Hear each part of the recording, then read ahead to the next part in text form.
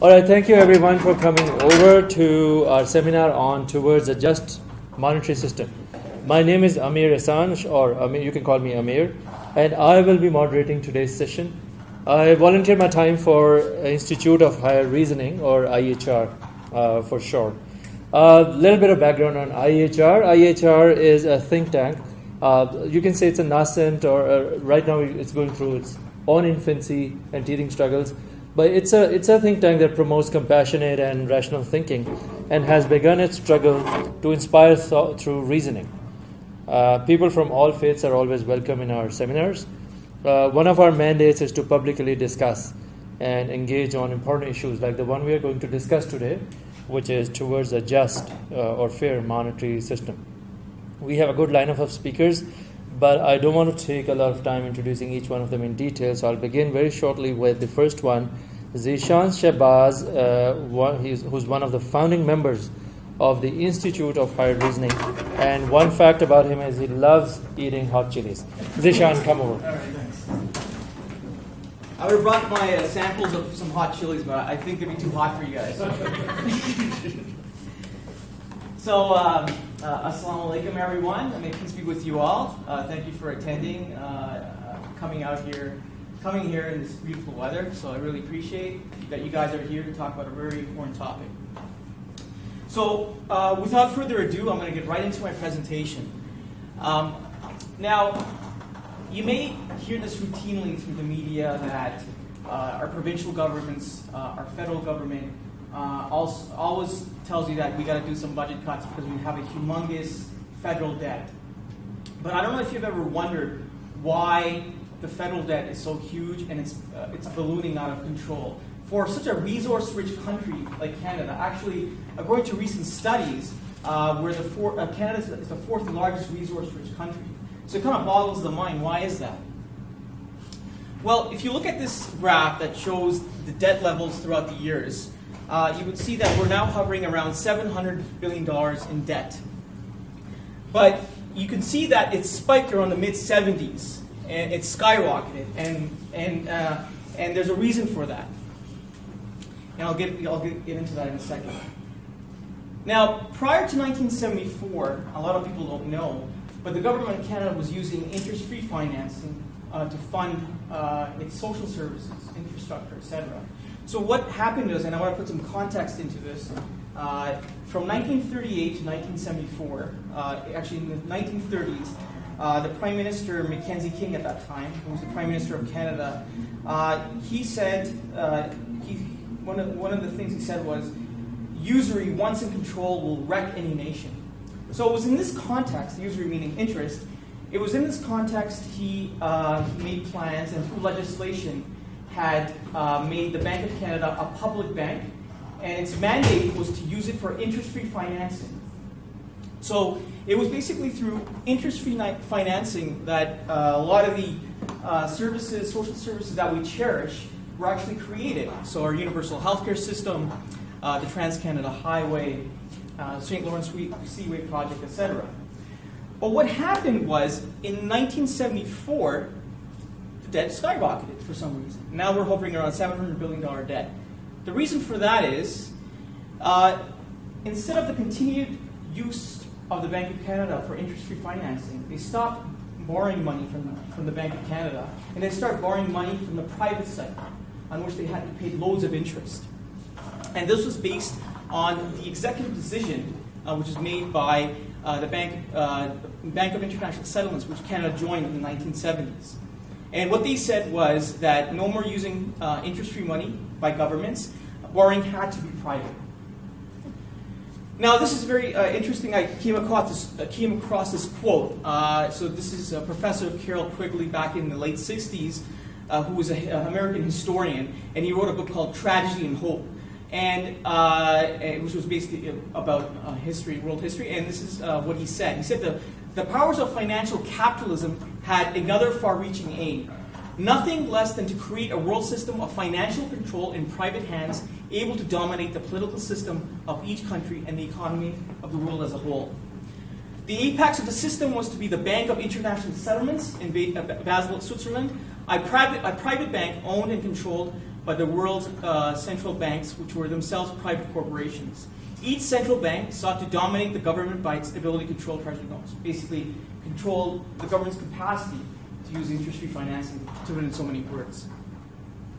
So this is just a little information I just wanted to share with you. So for between 1961 and 2006, the Canadian government paid over twice its debt just in interest, and thus they used that excuse to slash healthcare and other services.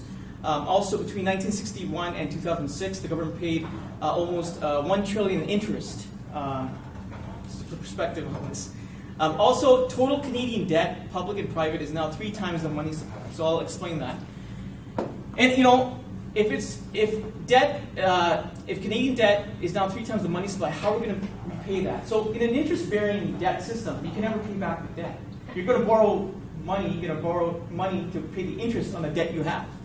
So here we have legal tender. So basically, legal tender is basically the cash, hard currency we have. The total money, the supply of the money, which is basically most of the money is basically virtually created by banks. Okay, so when you take a loan, they just create the money and then lend you the money. It's not hard currency, and the total debt is around. The total debt is around 2.27 trillion. So, which it's gone up due to the amount of interest and compound interest on the debt. Now, according to the International Money Network Alliance, called Moneta, according to their studies, interest is 40% of everything we buy.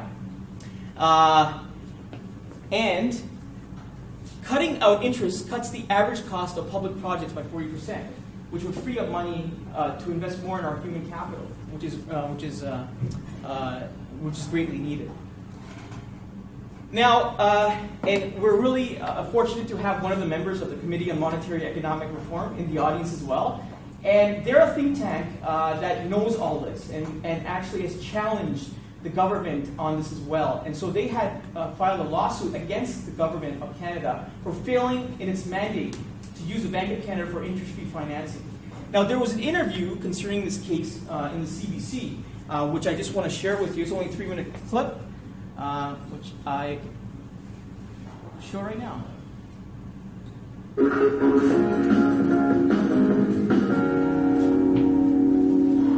Colorful and controversial, Rocco Galati isn't your average advocate. He's a kind of legal David known for tangling with Goliath-sized courtroom opponents. His peers seem to approve, electing him just last week to the bench that oversees them. His latest case may be his most contentious of his entire career. Galati has successfully sued the government before. Last year, when Prime Minister Stephen Harper nominated Quebec Judge Marc Nadon to the Supreme Court, Galati stepped in, saying the move broke the rules. No one expected him to win. Galati surprised them. His latest lawsuit targets the very role of the Bank of Canada. The bank was set up in 1935 in the wake of the Great Depression to provide a means for settling international accounts. The lawsuit claims the bank would also provide interest-free loans to government to finance infrastructure investments like the St. Lawrence Seaway and the Trans-Canada Highway. The case argues that in 1974, the bank stopped providing interest-free loans to government and suggests the move was made to join the International Bank of Settlement, a kind of central bank of central banks.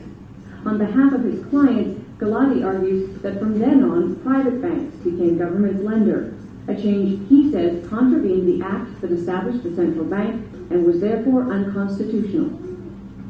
His client, the Committee on Monetary and Economic Reform, or COMER, is suing to force the bank to make those interest-free loans to government again. The bank hasn't filed a statement of defense, but says the case is frivolous. Still, Galati is pressing ahead. When I caught up with Rocco Galati recently, I wanted to know why it was important to bring the case now. Well, my clients felt it was important. We initiated the claim in 2011. They felt it was important in the face of the financial sector meltdown in 2008, the banking meltdown, and the drastic reduction and elimination of human capital infrastructure such as healthcare, universities, and basically the stuff that the Bank of Canada from 1938 to 1974 funded, which put us head and shoulders above most of the G8 countries in terms of financial stability and sustainable social services. So if you are successful, what would happen after that? What's the next step? If successful, the next step would be another request to the Minister of Finance for interest-free loans for a particular infrastructure project or funding, and if the answer is no, we judicially review that on the legal test of reasonableness, which the courts have the jurisdiction to review. Because what you're suggesting is that various levels of government, including provincial, could access interest-free loans, one would expect that the provinces might be quite interested in this case, even if the federal government isn't inherently interested in it. Why are they not more? Well, they're not, because they've agreed as of 1974 to be bound by the orders and dictates of the Bank of International Settlements in Switzerland, which is in effect a central bank for central banks. Now, the only difference and problem is that Canada, most people don't know, is the only G8 country to have a public bank. There's a difference between a central bank and a public bank. Anybody can have a central bank. We do. Ours is public. The U.S. Central Bank is a private bank, the Federal Reserve. The Bank of England is a private bank. So all the European banks are private. So you have foreign private bankers dictating to a public civil servant and Minister of Justice what to do in disregard of a law from Parliament. Can we just make the distinction between private and public? Because we don't think of the Federal Reserve as private. We think of it as an arm of that government. No, it's not. People have shares in that bank. It's like the Bank of Montreal or the TD Bank. It's a private bank. It's huge, but it's a private bank. They're beholden to their shareholders at the end of the day. So it's a private bank like any other. So the notion is that because of all of those central banks' participation in the Bank of International Settlements, they are then manipulating what our public bank can do. Correct. They're dictating what our public bank can do. The net effect of that is this. We effectively, through the Bank of Canada, have relinquished our sovereignty to private banking interests. We are saying to private individuals abroad, you can control our public bank, and we'll follow your dictates. That Bank of International Settlements, though, of course, is designed to create stability globally. Central banks coordinate activities to some extent, but with that in mind, not with any kind of private gain for those banks in mind. Well, look, that's not true what you just said. At the end of the day, that organization is there to secure the profitability of these central banks. We don't have necessarily a profit motive because we are a public bank. Those other central banks are private banks. So at the end of the day, profit is still the bottom line. It doesn't matter how you dress the chocolate. It's what's inside that counts. Thanks for listening to that. So I think it was something very vital that should have been heard. I think a lot of people don't even know about this, and this was actually Rocco Galati, who was representing the Committee on Monetary and Economic Reform for this lawsuit, was actually interviewed. So I thought I'd kind of share with you. People already don't know. That is my part. I'm going to pass it on to Amr. Thank you. Excellent. What is it? There's one thing I took away from the video was that Federal Reserve is actually owned by private folks. They have shareholders. I had no idea. Do Google it, as I'll Google it, to understand who are the private owners of Federal Reserve and how they dictate interests to the entire U.S., perhaps the world's economic and monetary policies to some extent. If I may just add, there was a Gold Standard Act that came out in 1934, and that outlawed possession of gold by public. So people had to submit their gold to the Treasury in 1934.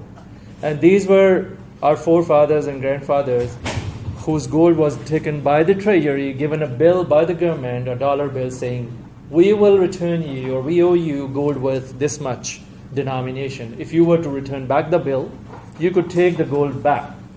But guess what? In 1971, that standard went away because fiat money came in. So you no longer go back and get it. Anyway, coming back to this, the next speaker is our lead researcher called Nadeem Haq. Nadeem Haq is a researcher and author, has authored and co-authored 8 books, 4 non-fiction and 4 philosophical fiction. Including From Facts to Values, copies of which are available right there at the end. His specialization includes analyzing the Quran to resolve the big questions in physics, evolution, pre-ancient history, epistemology will understand what that is. I can't even pronounce it. And consciousness. Nadeem has recently given talks at Harvard and Oxford universities in Paris on Islam and animal welfare, and most recently in Poland at the European Society for the Study of Science and Technology Conference. He is the grandson of Al-Hafiz B.A. Masri, who did pioneering work covering animals in Islam. Nadeem has continued research in this field, and he is a professional civil engineer. Wow, I wish my resume were half as good as his. So welcome, Nadeem.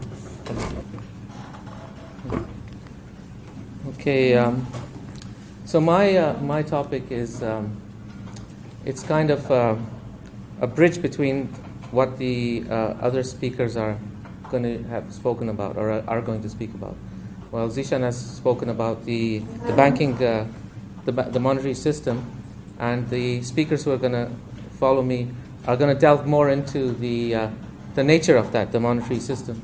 But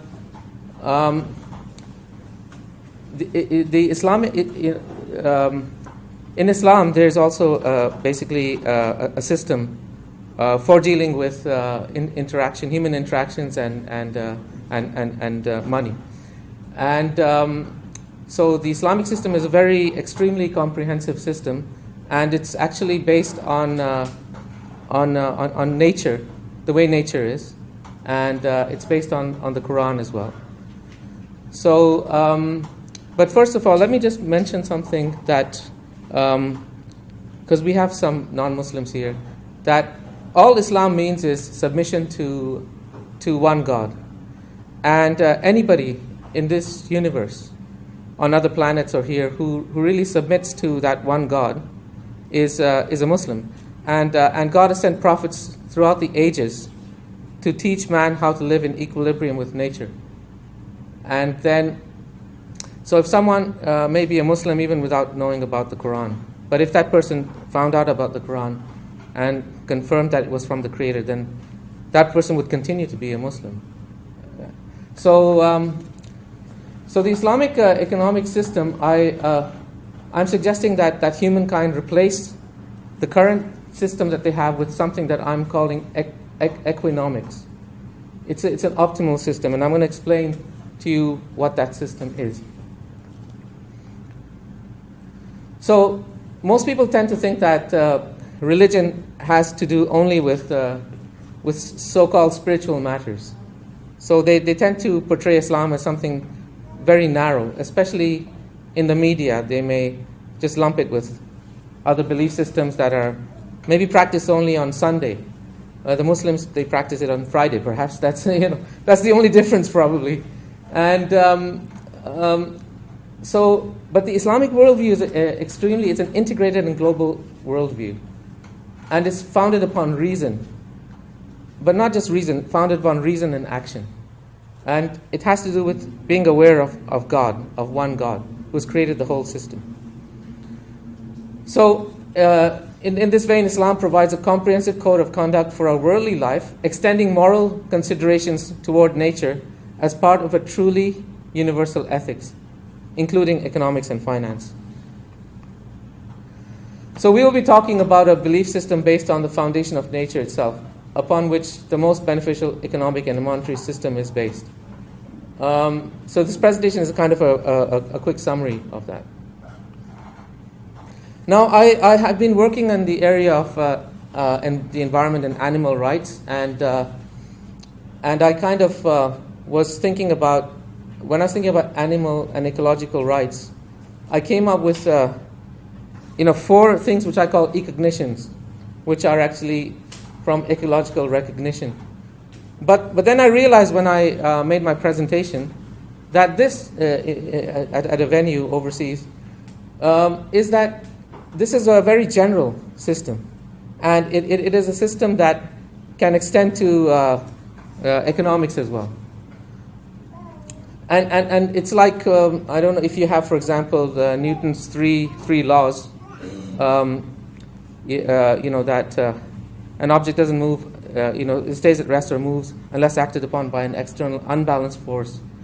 Every action has an equal reaction. Force equals mass times acceleration. With these three laws, you can determine all of mechanics, the whole of mechanics, so long as the speed of light is not the velocity does not approach the speed of light. So similarly, I identified that with these four principles, you can actually describe the whole system of economics.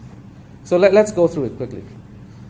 So Equi-cognition 1, that all creation is a trust from God.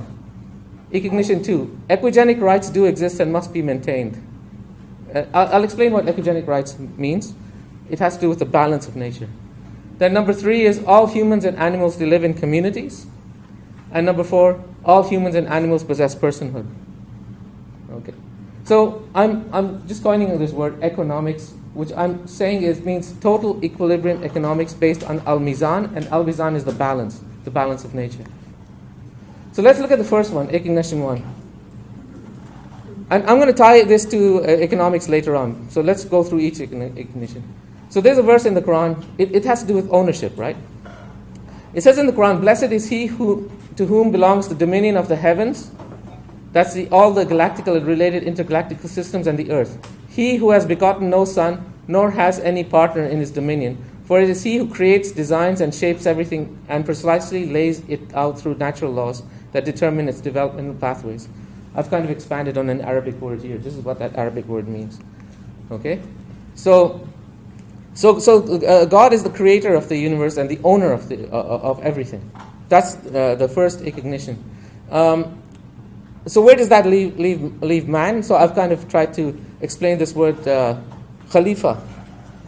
Khalifa, it means basically successor, but like someone who will be someone that succeeds something else. But really, when you study the Quran and you come across this idea that man is there's a verse in the Quran that says man is a trustee. Okay, he has been given a trust. Okay, but this trust for what? It's for creation. So it's like if someone gives you something to take care of, you become the trustee of it. You're supposed to take care of it, right? So in this case, Khalifa, when you really analyze, the Quranic verses, means that the human being is supposed to be the trustee of the mizan. That means the trustee of the balance of nature. Okay, that's what a human being is supposed to do. Maintain the balance within nature. So the human being is not creating the balance; it's already there. We're told not to mess it up. Okay, so you could say trustees of the sacred balance. Now, with this attitude that the creator is the owner, then you'll be humble, because it's in the Quran, it says, "Do not walk on the earth in overbearance, for you can neither split the earth asunder, nor can you rival the mountains in stature. Such arrogance, the wickedness of it all, is hateful in the sight of your sustainer." Okay? Now, what is the ecogenic principle? I wrote a book with my colleague Mehran Benai in 1995. It took us 3 years to write that book, and we dealt with the ecogenic principle. So it's, spent about 100 pages on that. But basically what it is it has to do with the balance. Now in the Quran, it says, "It is He, God, who has created the expansive universe and established the balance, mizan, so that you may not disrupt the balance. Therefore, weigh things in equity and do not fall short of maintaining that balance." So here you see economics is coming in here. That you're supposed to basically not rip off people. That's what he's saying. And it's also talking about the balance in physics. It's talking about balance in the human economics in one verse. And then there's another verse which says, "We have surely sent messengers with clear evidences and sent them with a book." That's the Quran. And the way I see it is when it says the balance, that's the ecogenic principle. Okay? So that human beings may behave with equity. This is related to economics. Interestingly enough, this is verse number 57. Surah number 57, and there are 114 surahs, so it's actually right in the middle, center, which is another interesting thing. Okay, so ecogenic rights are based on the origin of equilibrium in nature. They're written in the Big Bang. So when the Big Bang happened, the balances were set at that point. And the Quran talks of the origin of the universe, as you know. There's a verse about the Big Bang. And origin of rights based on equilibrium in nature, and rights projected onto us by observing the dynamic balance of nature through realizing the interconnections of nature. So what the Quran is saying is that when you study a lot of these verses, it says the view from the Quran is that those who are cognizant of the design of the heavens and the earth and observe the myriad signs and warnings therein are ones who use reason and therefore do not engage in acts which are unclean, pollutive, and disruptive of the natural order. So it's saying, if you're honest, you'll use reason. If you use reason, you'll be cognizant of things. If you're cognizant of things, you'll notice design, how things are designed in nature. Which means that you'll know where they belong. If you know where they belong, or putting things where they belong, or leaving them there where they belong, it leads to the balance, and if that leads to the balance, leads to justice and leads to peace. So this is the way to peace. If you break any one of these, you're not going to end up there. And we as humanity have been breaking everything. We're not here. We're not following this flow. It's very precise. There's a very precise way to get to peace. It's not a relative thing. I'll just follow any religion and get... No, it's not like that. It's very precise. You have to use your reason and go through this process. Then only will mankind achieve peace. Ignition 3 has to do with animals and communities. In the Quran it says there is not a non-flying and two-winged flying water carbon-based creature, but they are in communities like yourselves, which we didn't know until the 20th century. It's in the Quran. Okay? What has this to do with economics? I'll get to it in a second. And the other one is personhood. A very vast topic, and we're going to cover it on consciousness and God and consciousness next time, in the next seminar. But we are all created from one source consciousness, where each individual is created unique. So we access the same consciousness, which is, God. That's where consciousness comes from.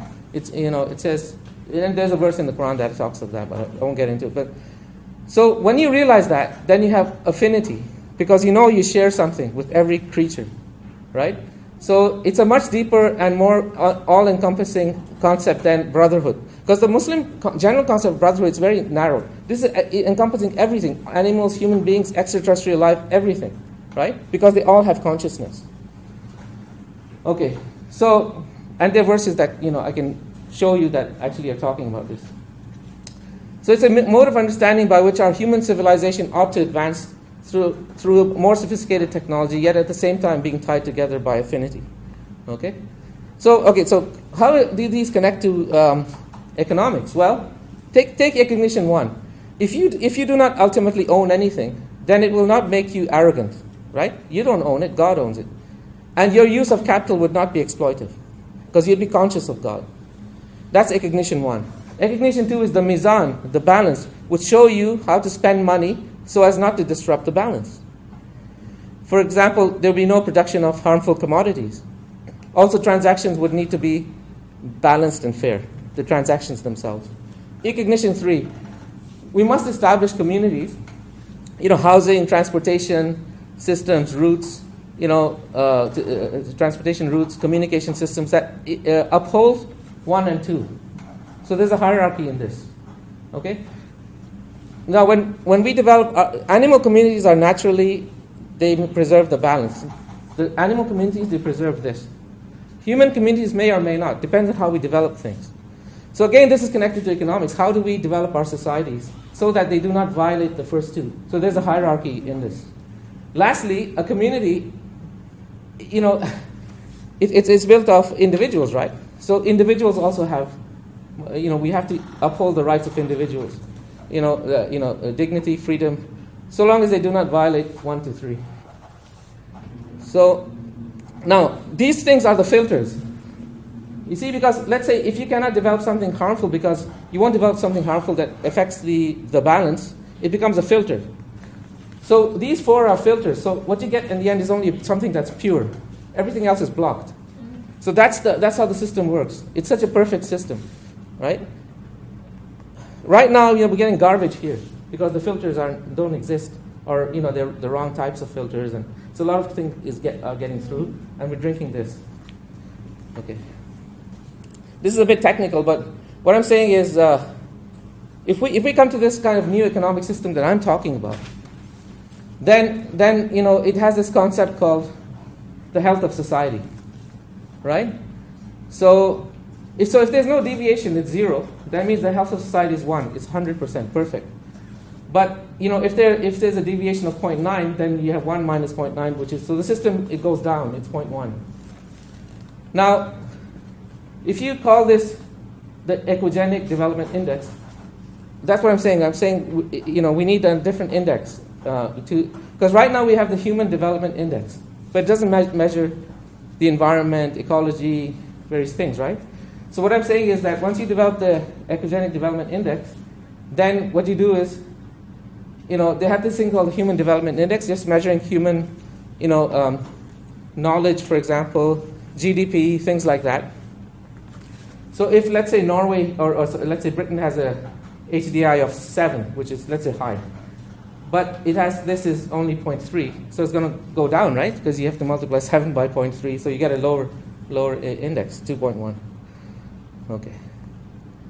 So basically, let's just quickly go through this. I don't have much time. How much am I? Oh. Yeah. So the policy in economics, there'll be the others are going to talk about this in detail. No monopolization, hoarding, and this is, or interest, because that's riba, because it creates a one-way flow from the poor to the rich, and is not acceptable in this system. Money has to be distributed, not concentrated among the few. It is a form of exchange and not a commodity. Now, Khalifa Umar, who was the second Khalif after Abu Bakr, he stuck to these principles. All these principles I'm talking about, using fancy terms like economics, this and that, he didn't use fancy terms like that. I'm just using so that I can convey some ideas in the 21st century. So he stuck to the principles that I'm talking about, the 4 recognitions, right? He actually stuck to them. So he said, for example, if a donkey injured itself in Iraq, but he was in the so-called Saudi area right now, then he said, I'm responsible for that. You see, so he's concerned about an animal thousands of miles away, right? So the details would change over time in terms of taxation, for example, but the principles would be the same. So economics is based on recognitions and other associated principles of the Quran. Like nature, it is a system that may evolve in details, but always satisfies the recognitions and principles. So work must be beneficial to both humans and nature, or stop working for destruction. Like even in Buddhism, that's another whole new topic. You can only do work which is beneficial. It's the same in Islam. Okay. So the rights of society and individual are balanced. So you don't neglect humans, neither do you neglect animals. It's not one or the other. It's totally taking both of them into consideration, unlike what's happening right now where they're saying, forget about human beings, they're causing the mess, we're just going to take care of nature. That's going to the other extreme, right? And then, the rights are present, are for all the present generation and all future generations of all species. So that's how wide the Islamic concept is. It's not just for me right now, it's for the future as well, and for all generations, all species. Right? So radical capitalism, illusion is presented as reality, and reality is presented as illusion in systems, transactions, and advertising, nefarious seduction mechanisms. Economics, the true comprehensive Islamic economic system, reality is presented as reality. Now, I think one of the brothers is going to talk about the dinar and the dirham. But the dinar and the dirham, it has to operate within this kind of the system I'm talking about. Otherwise, it's just going to lead to capitalism and conflict. Okay, this system leads to riba and violates all the 4 recognitions. But in the Quran, it says Allah has created this universe in the truth. This statement is a very powerful statement. Allah has created this universe with the truth. Because what it's saying is that you cannot establish a fake banking system, which you guys are going to talk about more, which is just there's nothing there. It's a fiat money system because it has to be based on something physical, something real, right? So this is the concept, and so it's a very powerful statement. It has implication in many other fields like physics and other areas, right? Okay, just have 2 slides and that's it. So the fiat banking system, based on the interest rate system, is antithetical to economics, was developed in England in the 17th century. Now, the current monetary system is like the geocentric model of the universe that they had, where they thought that the sun was the earth was at the center of the universe, right? Which is not true because the earth goes around the sun. So it was based on wrong observations. And they tried to correct it using these things called epicycles. But it didn't work. So you have economists right now trying to fix the system, but the foundation is wrong. So it can't really be fixed completely. It gets more and more complicated. So then it was realized by Newton through Kepler, Copernicus, and earlier Muslim scientists that the sun was at the center and the orbit is elliptical. There are two things. The earth is at the center and it's elliptical. Likewise, a paradigm shift to reality is needed because the banking system is like the geocentric system. And the interest rate system is like the false circular trajectory. So really we need to get back to a system that makes sense, just like we got back to a system that made sense in terms of observation in astronomy, right? So this is how the thing would work. Ignition, remember that? That's the belief that there is only one God and that He's in control of everything. He's the owner, right? So you have reason, you figure that out. You get input from the Quran and nature, right? That feeds into that. That leads to the other ignitions. This one is the balance, mizan. It's in the center. These things lead to legislation pertaining to economic and monetary policies, which are the best. And then you have legislation. And then you have social, environmental peace and justice, and a good place in the hereafter. Because Muslims are not concerned just about this life. They believe that there is a life hereafter. So these are the goals. But this is how you get to the goals. Right? So that's it. Thank you so much.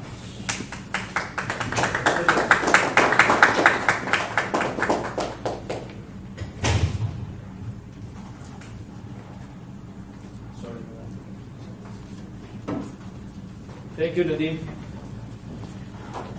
Excellent. Can I just go back to your earlier technical slide? I just wanted to make a comment there. On work over HDI. Yeah. That was this one. Yeah. The reason I wanted to go here, so I don't know how many of you recognize HDI, Human Development Index. That actually was a pioneering work by a Nobel nominee, Dr. Mehboob Haq, who happened to be my maternal uncle. He doesn't know this. They developed this over and above existing system of human development, usually referred to as per capita or GDP per capita. And then he said, no, it's the real human development that matters. And what Nadeem is saying basically, let's build on the HDI. That's not enough either. Let's go talk about the balance or mizan in life that we want to. Further questions on those, and I'll come to those offline. Sure. Thank you. Excellent. So let's go to our next speaker. We got great content coming up, least of which are pizzas and drinks, by the way. I didn't mention that, maybe. Brother Malik, he has been an Islamic political activist for over 10 years. He is a member of Hizb ut-Tahrir, a group that works to establish Khalifa in the Muslim lands based on the intellectual and political methods of Rasulullah sallallahu alaihi wasallam. Professionally, Brother Malik is a chartered professional accountant who specializes in audit, technology, and innovation. In Hamilton, he is involved with the outreach efforts to answer questions that people have about Islam. Malik has also given numerous talks on Islam and economics, including the legal status of stocks in Islam and world poverty, and he actively promotes the Islamic alternative to capitalism to both Muslims and non-Muslims. You can find his writings on the Islamic economic system at freshonomics.org. So let's hear from him an in-depth account on the forbidden interest. All right, Bismillah ar-Rahman ar-Rahim. I want to say Assalamu alaikum wa rahmatullahi wa barakatuh. I just want to say Jazakumullah khair to the organizer for this event. It's a very important event.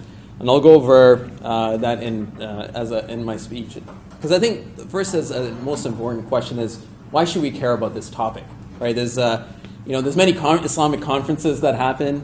A lot of people attend those conferences, and unfortunately, they don't raise these topics. So we'll go over why this is important. Then we'll look at the actual Islamic ruling, or the hukm in Arabic, as to why interest, we'll look at the evidences, because we should always bring back to Quran and Sunnah as to why something is legal or illegal. Then we'll look at Then we'll look at sort of the impact of interest. We covered that a bit in the first talk, but we'll look at some other kind of aspects just so you understand the devastation that this policy actually causes. So first and most important question is, why should we care? Why is this an important topic? And so for us as Muslims, as was described in the previous talk, this is actually the work of the prophets, the Anbiya, right? So when we look at Shu'aib alayhi salam, which was a prophet that came to the Arabian Peninsula, his people had a complaint towards him, and this is the complaint. Because when the Anbiya in general, there's a word in Arabic that in the Quran that Allah subhanahu wa ta'ala talks about, which is mala, or the elites. And so the elites, this was their complaint to Shu'aib alayhi salam. Does your way of salah command that we give up what our fathers used to worship, or that we give up doing what we like with our property? So in modern speech, that's the freedom of ownership. What do the capitalists say? What capitalism is based on the idea of freedom, which is that we can do whatever we want with our property. We don't have to answer to the Creator. We don't have to answer to Allah what we want to do, right? So that's the principal problem they had with Shu'aib alayhi salam. And similarly, Rasulullah sallallahu alayhi wasallam, Prophet Muhammad, peace be upon him, he also challenged his people about interest, right? So when you look at Surah 30, verse 39, and when Rasulullah sallallahu alayhi wasallam, Prophet Muhammad, he used to recite these ayah to his people, and he says, and that you give up an interest to others in order that it may increase. It has no increase with Allah. Right? Because the Arabs before Islam, they used to believe in Allah, they used to believe in the Creator, and so when he used to recite these verses to his people, like he was challenging them, he was challenging his people, he was out there challenging them on their corrupt practices. And also in Surah Mutaffifin, where he criticizes the fact that they used to rip off the weak people, because when they used to come in, when the rich, powerful people asked for money, they would, they make sure they get all their due, but when they would give, they would shortchange. It sounds very similar to the capitalists of today. Also, as was mentioned, the concept of khilafah, the concept of the Islamic State, it's not going to come unless we ask for it, unless we demand a society that revolves around the Quran and the practice of our beloved Prophet Muhammad sallallahu alaihi wasallam. Because if we don't articulate, what does it mean to have a vision? What does it mean that we have a vision for the future, right? You have to lay out the blueprints now. We can't, we saw the Muslims rising up in the Middle East. The thing is that if you don't have your constitution ready, you don't have a vision articulated and laid down of what you want, you're never going to get there, right? So it's very important that we lay down now the vision for the future, of an interest-free future, of a system that is based on distributive economics, a system that is based on the bimetallic standard and not the fiat system. Because if we don't articulate now, we saw that then it's too late, that we're not there to capture the minds and the vision of the future and capture that energy. Also, in Islam, we cannot accept the status quo. And how will you know what to reject from the status quo if you don't know what Allah expects of us? We don't know the future. We don't know what is right and what is wrong, right? And this hadith, most of us know this hadith, the saying of Prophet Muhammad, peace be upon him. It says, whoever sees an evil, let him change it with his hand. If not able, so let him then do it with his tongue, which is what we're doing here. We're trying to change this wrong with our tongue. And then the minimum is to hate it in your heart, and that is the weakest of iman, right? So the smallest thing you can do is actually hate interest and reject it in your heart. But you have to understand these things. That's why these types of discussions are very, very, very important, right? Because if we don't get this out, and that's why it's the responsibility of everyone in this audience to take this to their family, to take this to their friends, to take this to their neighbors, both Muslims and non-Muslims. You must spread these ideas, right? So what is the ruling of interest in Islam, right? So as I said, we must take this back to concrete evidences. It's not just some kind of high-level principles, be good or something like that, right? There are very concrete evidences from the Quran and as well as the sayings of the Prophet Muhammad, peace be upon him, as to what about interest. So the first one which kind of speaks to the severity of interest is from in Surah Baqarah, the second chapter, verses 278, 279. O ye who believe, observe your duty to Allah and give up what remains of your demands for riba, if you are indeed believers. And if you do not, then take notice of war from Allah and His Messenger. So the Arabic word for war is harb. So the word that is used in the Quran is harb, right? And so what does it mean to go to war with the creator of the heavens and the earth? On the day of judgment, what that means is that those who deal in interest will be handed weapons to go fight Allah, right? So, we look at today, imagine you're trying to, fight a powerful military and you're just armed with, knives, right? So, just imagine you have to fight the creator of the heavens and the earth. That's how disastrous the day of judgment. And also, just to be clear, this is for all parties involved in the interest transactions. It's not just the creditors, right? It's also the ones who give interest. So if you're paying interest, you're cursed by the creator of the heavens and the earth, Allah subhanahu wa ta'ala. Also the one who testifies to the contract, and also the one who writes down the contract. So anyone who's involved in that process is condemned by Allah subhanahu wa ta'ala, and it's a severe, severe, severe transgression on the Day of Judgment. And also the Prophet Muhammad, peace be upon him, gave us some kind of benchmarks. Because when you look at interest, it was the verse that is used on the advertisement for this event, is they say trade is like interest, right? Because when you look at trade and interest, what's the real difference between renting money and renting a car, right? The difference is, as was mentioned in that verse, is that Allah condemned interest and permitted trade, right? So Prophet Muhammad gave us some kind of these kind of benchmarks. He said that interest is like committing fornication 36 times, right? Which is, as well known in the community, the idea of fornicating is not allowed. And it's strongly condemned by the community, which is a good thing, right? The leadership and all that. Unfortunately, it's not a similar sort of stance that is, sometimes you hear about, we have excuses to do interest and things like that, but this kind of gives you that benchmark that interest is completely unacceptable. And furthermore, it's actually like committing incest with your mother, right? So this is how severe, and that's the lowest form of interest, according to the hadith behind me. That's how severe interest is in the eyes of Allah subhanahu wa ta'ala. And Rasulullah sallallahu alayhi wa sallam, may Allah's peace and blessing be upon him, gave us these benchmarks to understand how horrific it is. So what is the impact of riba on society? So that's important because our perspective is oriented by the Quran and the Sunnah, and that's what drives whether we understand something is right or wrong, right? Now, when the Prophet, peace be upon them, when they used to come and they used to talk to their people, they would also explain, for example, that when they would call out their people when they were worshiping stones and things like that, it's like, why do you worship something that doesn't benefit you and harm you? So that's what this kind of presentation is modeled on, that kind of basis. Is now that we know what the ruling is and what the right way to go is in society, what is the impact of this on human beings in society? So I'll walk you through some of that. So firstly, what I like to compare interest to is cancer. Now that sounds a little, kind of extreme or something like that, but really the reason why is that they have similar sort of realities, right? So when you look at, for example, interest, it follows what is called an exponential curve. You can see that it has an exponential growth curve, whereas as opposed to a linear curve. The blue line is a linear curve and the red line is an exponential curve. And Michael Hudson, who's an economist who speaks out against a lot of the capitalist practices, he says that what happens inevitably is that when you have interest, it overwhelms the economy. And Zishan kind of pointed out, sort of like in Canada, giving that kind of context, right, of that inevitably that the interest will outrun sort of the productive capacity, the real economy. They say Wall Street versus Main Street. So the real economy will be consumed by the interest, right? And cancer has a similar kind of impact on the body. You see, cancer cells also have an exponential curve, right? So similarly, the reason why people die from cancer is unlike the normal cells which produce, linearly, cancer cells have an exponential growth curve, thereby killing the host. So I'll just walk you through an example just to kind of illustrate how devastating interest is. So if you take the penny at the time of Jesus, peace upon him, Isa alayhi salam, compounded at 4%. Does anyone know how much that would be in 1750? How much gold you would need to pay that off? Try the whole planet Earth. So that kind of shows you how unsustainable this practice is. It's not based on reality. Like, for example, in Islam, you have profit-sharing partnerships. You share what comes out of that business. You share what comes out of it. There's something actually there to share. It's not this magical concept where we just get to consume everything just because we're rich and you're poor.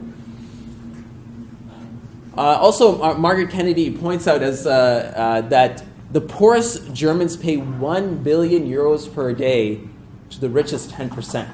So this shows you sort of from an analytical perspective. Margaret Kennedy, she was not Muslim, But she saw the disastrous impacts of interest on society, where these victims benefit the top 10%, right? And it's an exponential sort of distribution where the 1% even get more, right? So does anyone know how much interest is collected in the U.S. economy? $1.3 trillion. $1.3 trillion, which is equivalent to the economic output of Australia. And so just to put that in perspective, like think about, like there's 45 million people in America who don't get their food needs met, right? And then they wonder why, right? Because you have this practice which is robbing the poor and giving, it's a reverse Robin Hood, giving from the poor to the rich, right? Whereas instead of circulating that wealth into society, enabling these people to give them the means to satisfy their basic and other needs. And also, when you kind of take the capital concept and you apply it, what happens is that, like think about it, if you take all the interest that's paid in sort of a supply chain concept, right? Like if you buy like a cell phone, like an iPhone, they had there's the suppliers who borrow, their suppliers borrow, everyone borrows. So if you kind of add that up, what do you end up with is 45% of all prices are some form of interest or capital cost, whether it's dividends or interest. It's a similar concept, right? So that's one of the reasons why are so expensive is because the capitalists must take their cut. Also, what's not covered a lot is there's an epidemic of suicides in India due to debt. So, what has just to give you an idea of the devastating concepts of impact on Indian farmers, they pay between 36 and 48% in interest. This has resulted in 2009 in 17,000 suicides, and if you take that over a 20-year period, that is about 300,000 people have killed themselves because of this practice. So everyone likes to, unfortunately, the media likes to focus on sort of the events in fall 2001 or September 11th. That's about 3,000. In 2009, that's 17,000, which is 5.5 times higher in terms of death toll, right? Everyone wants to talk about these kind of things because it enables foreign adventures for the U.S. to invade other countries, but something that is much more deadly is going on, and that's what this has this real impact. In Islam, suicide is not permitted regardless of the reasons. However, this is where the real definition of politics is in Islam, or siyasa in Arabic, which means you take care of the affairs of people, meaning that when you apply a policy like interest, what do you expect is going to happen? It's going to, the idea here is that to illustrate the devastation of human beings, that, can you think about that? They were to the point where you're so devastated by this kind of situation you're in that you even take your own life. That's how, what this kind of policy does to a human being, right? And that's a real impact, and that's why we need these Islamic policies to be implemented in a real way. Again, just to give scale, could you imagine that half of Mississauga suddenly was wiped out because of a plague and no one paid attention? And that's kind of what we have here, is that other things get to the front cover of the papers, and we're all running around worried about this, that, and this group or that group, but we're not worried about this, and that really speaks to kind of the propagandic society we live in, where we're not really given the information we need to really assess what is going on in terms of what human beings should focus their attention on. So just by way of conclusion, we need to work towards an Islamic society that implements Islam, the Khilafah state, and that what I want to just kind of draw is that as Muslims we pray at a minimum of 17 times a day, Ihdina as-sirat al-mustaqim. May God guide us to the straight path, right? Because as a Muslim, we do not take our guidance for granted. This is part of that straight path. This is part of that guidance. That it's also about the economic spheres, as the brothers after me will talk about, is the bimetallic standard, how that's an obligation for the state to use the bimetallic standard, as well as how interest is prohibited. In Islam, partnerships are the key investment vehicle, right? Where you have person-to-person partnerships where people get together, form a business. So you do have entrepreneurship in Islam. So the main vehicle of that investment is partnerships, not stocks, not bonds, not mutual funds, not derivatives. These are the capitalist sort of innovations. And then finally, Islam allows for a model which enables distribution as well as simultaneously enables distribution and entrepreneurship. In fact, in Islam, the key economic problem is not GDP or production, but rather its distribution. So the real issue is that wealth circulating in society? And that's a real thing that the policymakers should be focusing on, not trying to jack up more and more production. There's plenty of production out there. There's enough food to feed the world over twice. So the issue is why that food is not getting to the poorest sectors of society. I mean, we all see the stats about how, like less than 100 people have more wealth than the bottom 50%.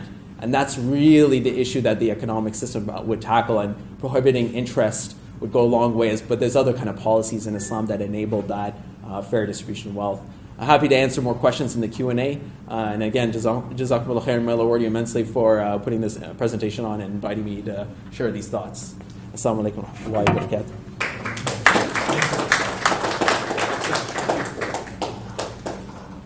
Thank you so much, Brother Malik. So the next section is with none other than Mr. Tawheed Ali Bhatti, and I personally find him the most enthusiastic person in the IHR community. He is CPA by profession and active with IHR for over 2 years doing research and dawah work. Primary areas of interest that he has are in politics and economics. So without further ado, Tawheed Ali Bhatti.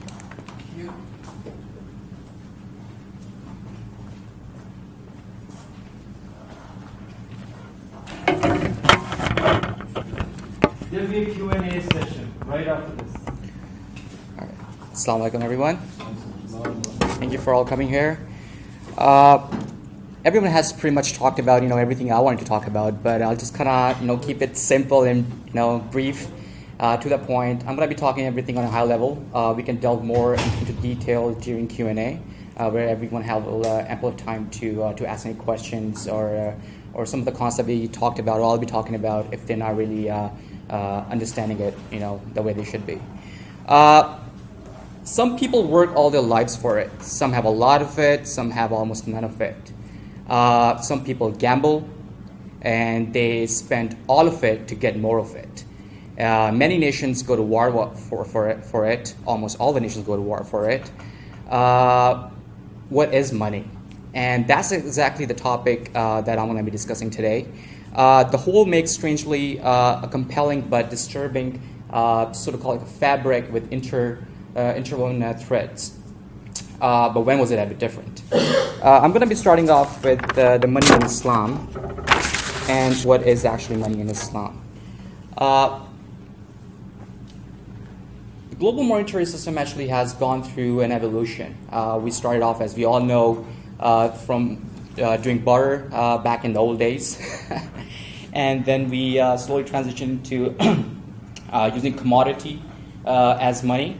Shell, salt, wheat, dates, you name it, whatever we can find, which was kind of unique for that particular area, wherever the civilization happened to be. They used that commodity as money.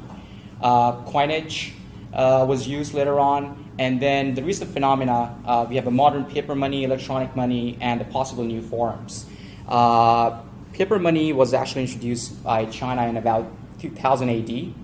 So paper money is not something very recent.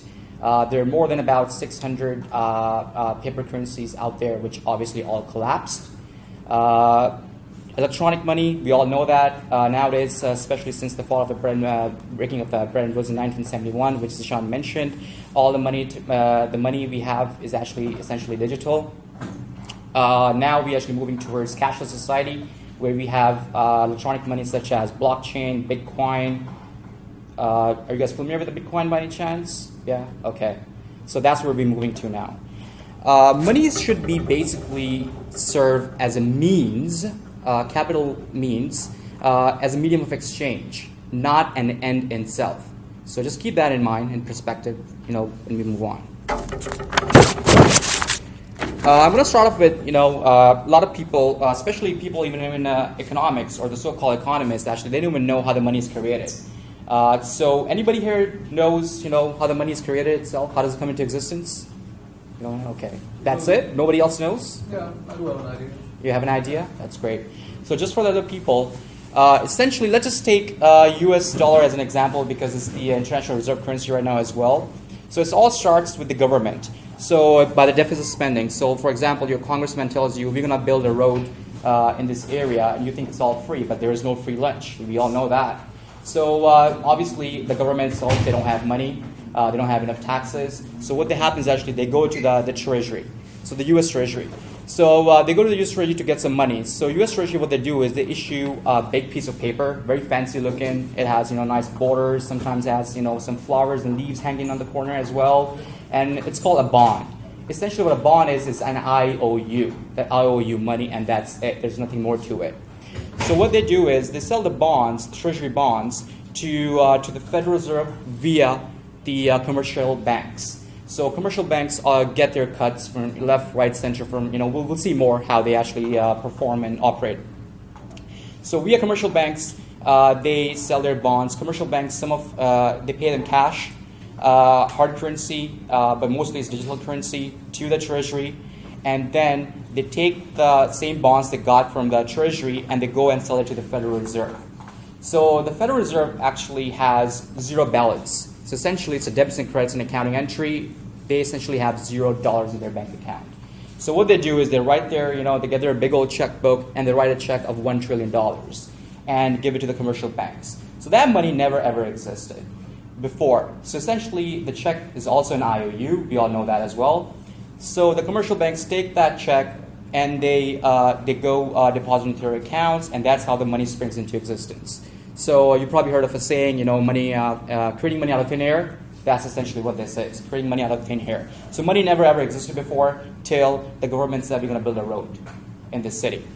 Now the commercial banks then actually, it trickles down by creating more money through Federal Reserve banking. We'll talk about it more. The fractional reserve banking, I should say.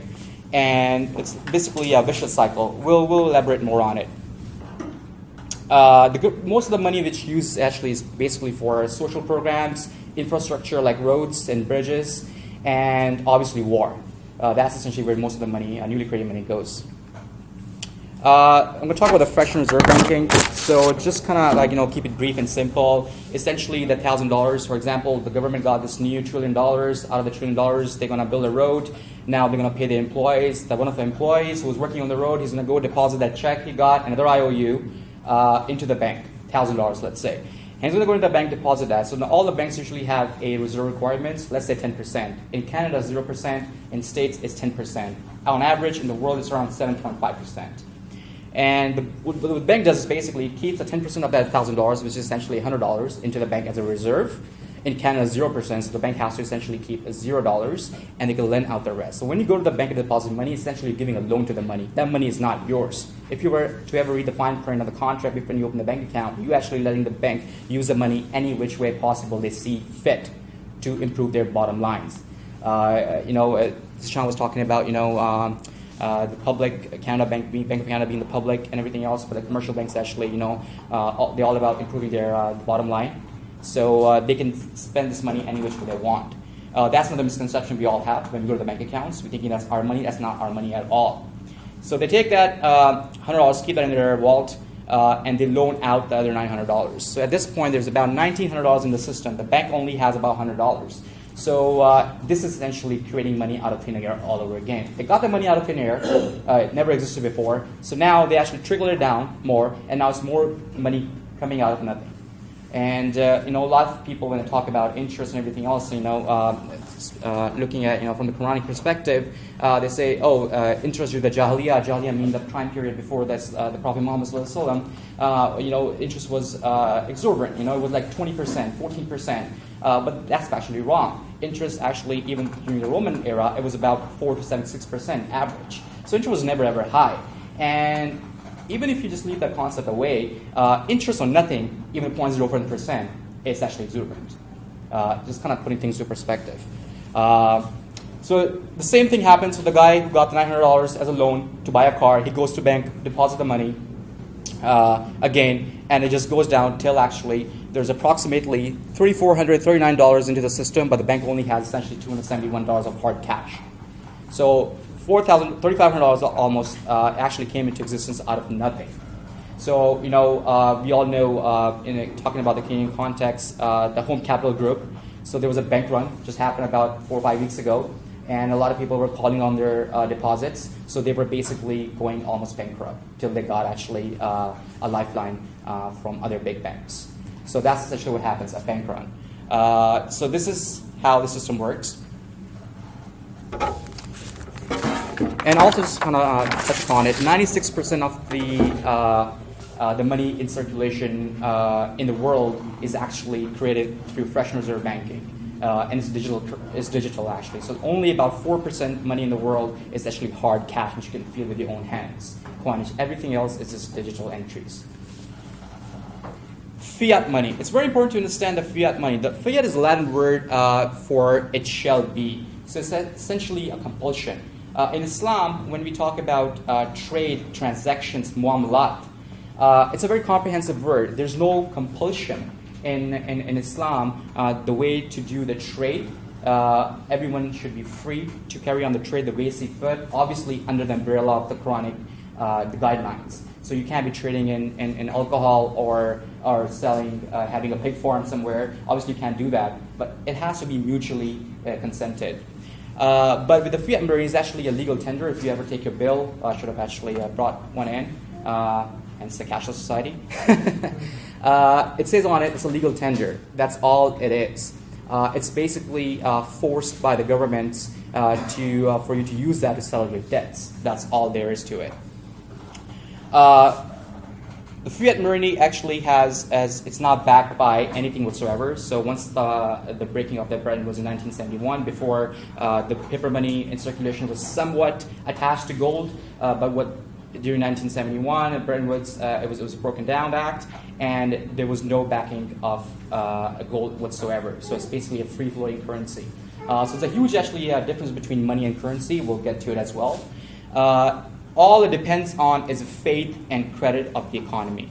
Does anybody know what this is? I don't know if you can see it properly or not. Which country you think this is? Germany. Sorry? Germany. No. I mean the picture. No. It's actually Zimbabwe. So it's very recent, 2009, 2008 crisis. So they hit about 79.6 billion% hyperinflation. So imagine that. 79.6% billion. They started printing $100 billion bills. This amount of cash you have there, that will buy you a cup of coffee in Zimbabwe. Now it's actually worthless, just a weight of a paper. And we all know what we do with Mississauga News when we get it, right? Toss it in the garbage. One key point you have to keep in mind that fiat currency has always been and always will return to its intrinsic value, and which is what? Anybody wants to answer? Zero.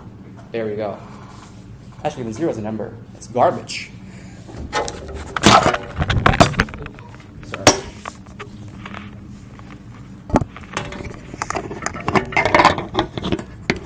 All right. Now I'm going to be talking about the seigniorage of the fiat money. What seigniorage essentially is a gain to the one who issues the fiat money, the fiat currency, I should say. It's the benefit one derives from the first year of the fiat currency. In today's interest-based fiat money system, the bankers create money through multiple credit creation. We already saw that. Fractional reserve banking.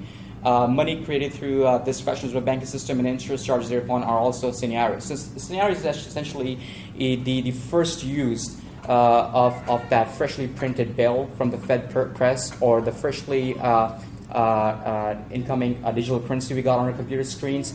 Who gets to use that first currency? And they actually receive all the benefits. Usually the governments, we just talked about that, and the banks itself.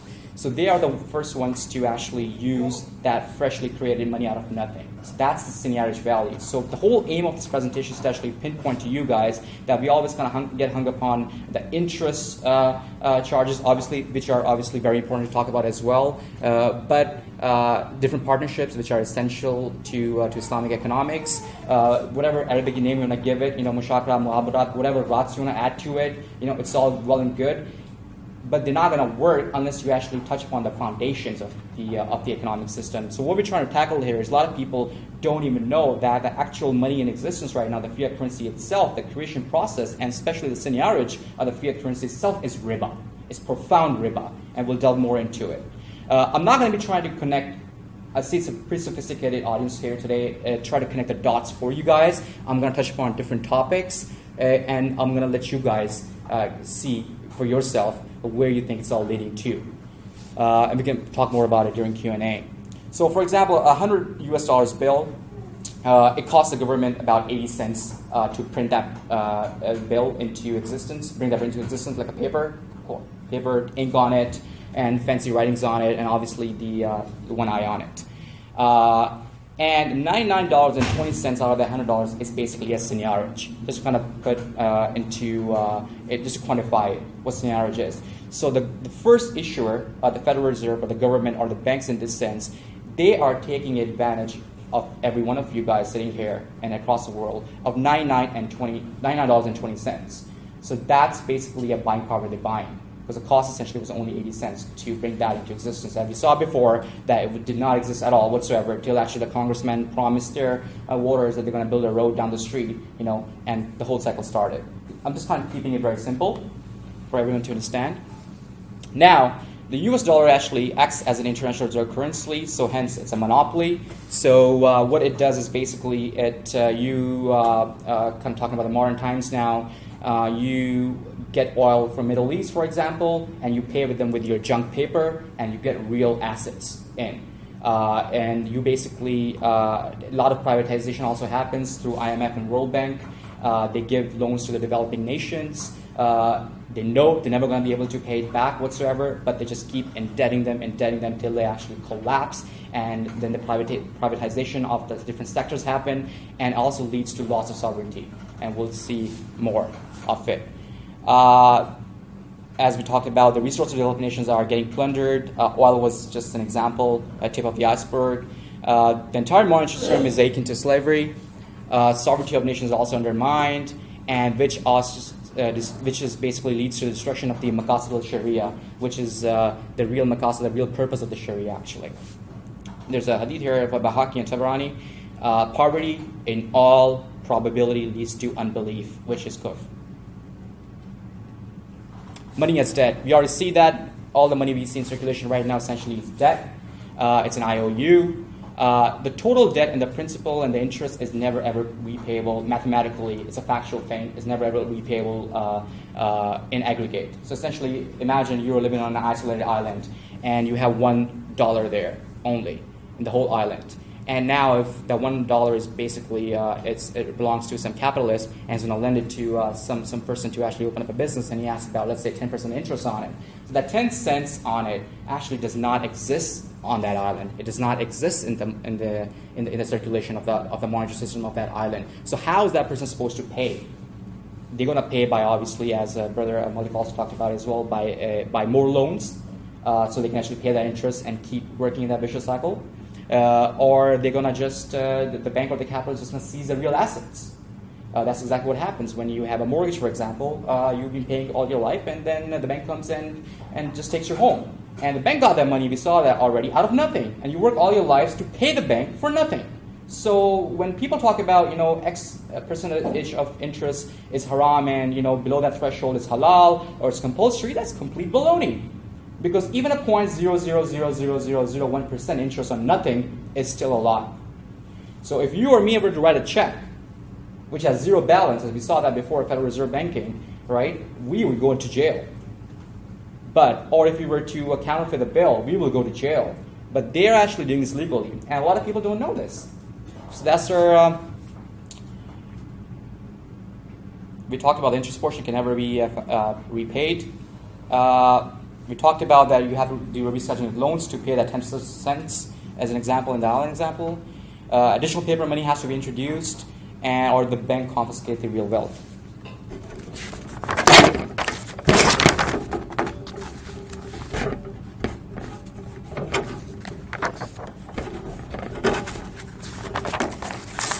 Now we're talking about the maqasid al-Sharia. The very objective of the Sharia in Islam is to promote the welfare of the people, which encompasses the safeguarding of faith, life, posterity, property, mal, which is important, and reason. The unattainableness of the Maqasid Sharia, the protection of the wealth, the mal. So within the current debt-based fiat monetary system, the protection of the wealth is undermined as the wealth accumulates in the hands of the fiat money creators. Sovereignty would be lost. We already talked about that before. Sovereignty is indeed linked to other maqasid, for example, the protection of faith, life, intellect, and progeny. Nations who are actually indebted with any third world country, you will notice actually they are told by IMF, Greece is a prime example, to actually take some austerity measures where all the social programs are being cut. In other developing nations, I'll give you an example of Pakistan, where actually the IMF and the World Bank actually dictates even what can be taught in schools. So these are the real facts that we need to actually open our eyes to and hear about them with our ears. So we need to, wake up from this deep slumber. We need to know these things, like how actually the money functions. There was I'm forgetting the name now actually of this person who said that if you all you have to do is how the world function is follow the money. So just follow the money, and you'll exactly know how the world functions and who controls the world actually. The hidden tax and the other socioeconomic effects of seigniorage, such as inflation and theft, we'll talk about that as well. Seigniorage of the fiat money taxes the poor and transfers the wealth from the poor to rich. Additionally, interest charges concentrates the wealth in the hands of a very small minority. Brother Malik also talked about as well. What essentially it does is siphons all the wealth from people like you and me all the way to the top. It's almost like a pyramid scheme. As the Quran works from Surah Al-Hashr 59:7, in order that it, referring to wealth, may not merely make a circuit between the wealthy among you. So the whole purpose, the core of the Islamic economics is actually the world has to circulate. The world cannot be accumulated. So we essentially have a negative tax, you can say, in Islam, which is zakat. So, it's basically compulsory on people, if they reach a certain threshold, they have to pay a certain amount of percentage on that wealth they have accumulated. So we have a negative tax on accumulation of wealth. So people would say, okay, why would I, if I have about $100,000 worth of gold in my bank account or at my home, under my pillow, wherever, why do I have to pay 2.5% on it? I should rather actually invest it into different partnerships, get involved in the muamalat, and actually get maybe perhaps make more money off it instead of actually accumulating it. So Islamic concept is actually totally anti-accumulation. We talked about the Maqasid al-Sharia, the ownership as a basis of wealth in Islam. Brother Malik, Zishan, and also Nadeem briefly discussed that as well. The Islamic, they both talked about, Brother Malik and Nadeem talked about the Khilafat or the Khalifa itself. So Khalifa is basically a successor, a vice regent, or whatever you want to call it. Allah is the ultimate owner. We are just basically delegates, for the lack of better words, if I may use that word, on this planet to just carry on the guidance that we have all received through Quran. So that's the essential purpose of us. And so now the object of ownership, that is just mal, must be something of value, permissible, and capable of being possessed. It could be intellectual property as well in modern day and age. Ownership affects the fractional reserve banking loans. So how this principle gets violated is, for example, if I want to go to open up a business, I have no money whatsoever. I'll go to the bank, I'll get $100,000 loan. So now I go and buy land, equipment, machinery, whatever you name it, all those real solid assets. I've bought them. So as we saw before, how the fractional reserve banking works, the bank had no money till I actually went to the bank to get that loan. So they created that money out of thin air, out of nothing, to loan it to me. And now I'll be paying interest on that money. So now I go out, I buy real assets, such as land, equipment, you name it, whatever I need for businesses. So now I'm the owner of the real assets. So in Islam, I'm widening the concept because essentially, who paid for those assets? As we talked about before as well, that there's no free lunch, in this world. So from the real economic perspective, every such transfer of asset, which is not a gift, inheritance, or likewise, must be compensated for. If so, then who paid for the assets? it's all basically every one of us through inflation. So once that more money kicked in, it got funneled out of the banking system into the circulation, for the economy. We all paid through inflation. Inflation, as you know, it's basically a phony concept. There is real inflation when it comes to supply and demand. There is some component of which is applicable. Just to kind of put things into perspective, a small goat, about 7 to 8 kilograms, during the Prophet Muhammad times was about 1 dinar. And you can still go out today, anywhere in the world, actually even in Ontario farms, you can still buy that goat for 1 dinar of gold, which is approximately 2.75 grams. But just to kind of put things in perspective, it's not the value of the gold which fluctuates, go ups and down. It's the value of the fiat currency which fluctuates against the gold. So you gotta think about it differently. Inflation equates to theft because no one agrees to letting your money go. As we speak right now, as I've given the lecture, we probably already lost about 0.05% of the value of our $1 loonie, sitting in our pockets or bank accounts, wherever it happens to be. So every single second, we actually losing value of our money. So it's being stolen away from us. Whatever you save today, you cannot buy anything. The price will always go up. You cannot buy the same thing tomorrow with the same amount of dollar you have today. And inflation in Islam inflation equates to theft, and theft in Islam is basically punishable. So it's that extreme. So the problem that comes a lot is basically that we never ever think about these things, which are just normal activities, for daily routine. Brother Malik mentioned before, it's equal to 36 times fornication. Well, you'll think 20 million times before you actually even put that thought into your brain. But we happily just go to the bank and deposit our money there. We all do that. We all part of the system, right? So we would never ever use Quran as a prism for submission and to kind of filter everything through it. Just like as Brother Nadeem mentioned before, give an example of a coffee filter or a strainer.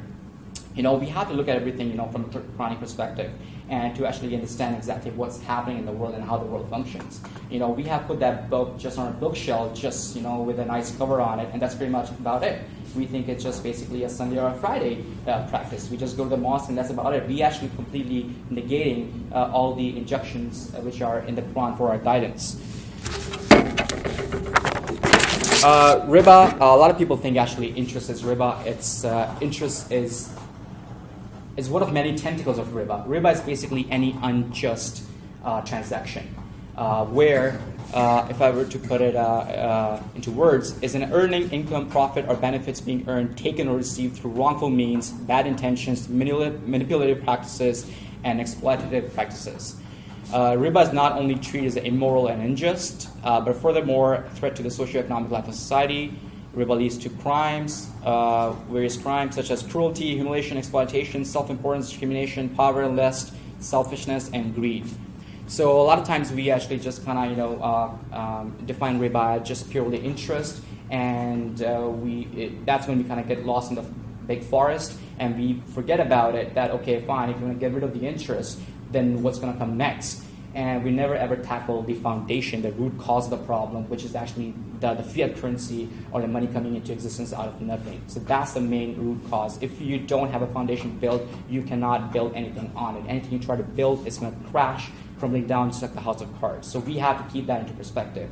And a lot of, especially in the Muslim world, there's essentially no one, literally I can count about 4 people on my finger right now who are actually talking about this issue, the fiat currency. And there's no one talking about it at all. But we got books and books written on interest. And, the different sorts of partnerships, what's halal, taking bank interest is halal, haram. We have about Islamic banking is basically and essentially another form of riba. It's actually it's a double-edged sword because you have to think about it. Thank you for bringing that up. A lot of people think Islamic banking is halal, but it's actually it's detrimental to the society because in Islamic banking you are still operating within the fractional reserve banking. So you're not basically creating your own banking or the economic system, right? So you can dress up the pig any way which you want. It's not gonna be halal, right? So that's this core essence of Islamic banking. We can talk more about it during Q&A. The brief history of money in Islam. Prophet Muhammad, peace be upon him, actually brought in sweeping reforms which transformed the whole Arabic society socioeconomically. But the one thing which actually was still, which he did not reject, was the dinar and the dirham. So Roman Byzantine gold coins known as denarius, in Arabic they call it dinar. They were the first ones to come up with it, or name it, I should say, not come up with it. The Persian silvers were called the drachma, which is the dirham silver. Gold and silver, or I should say dinar and dirham, is also mentioned in Quran in various verses. Just for reference purposes, it's in 375 and 1220. I would like to read 375 for you guys. Among the people of the book, there are some who, if you trust them with a pile of gold, will return it to you. But there are others among them who, if you trust them with a single dinar, will not return it to you unless you stay standing over them. That is because they say, we are under no obligation where the Gentiles are concerned. They tell a lie against Allah and they know it.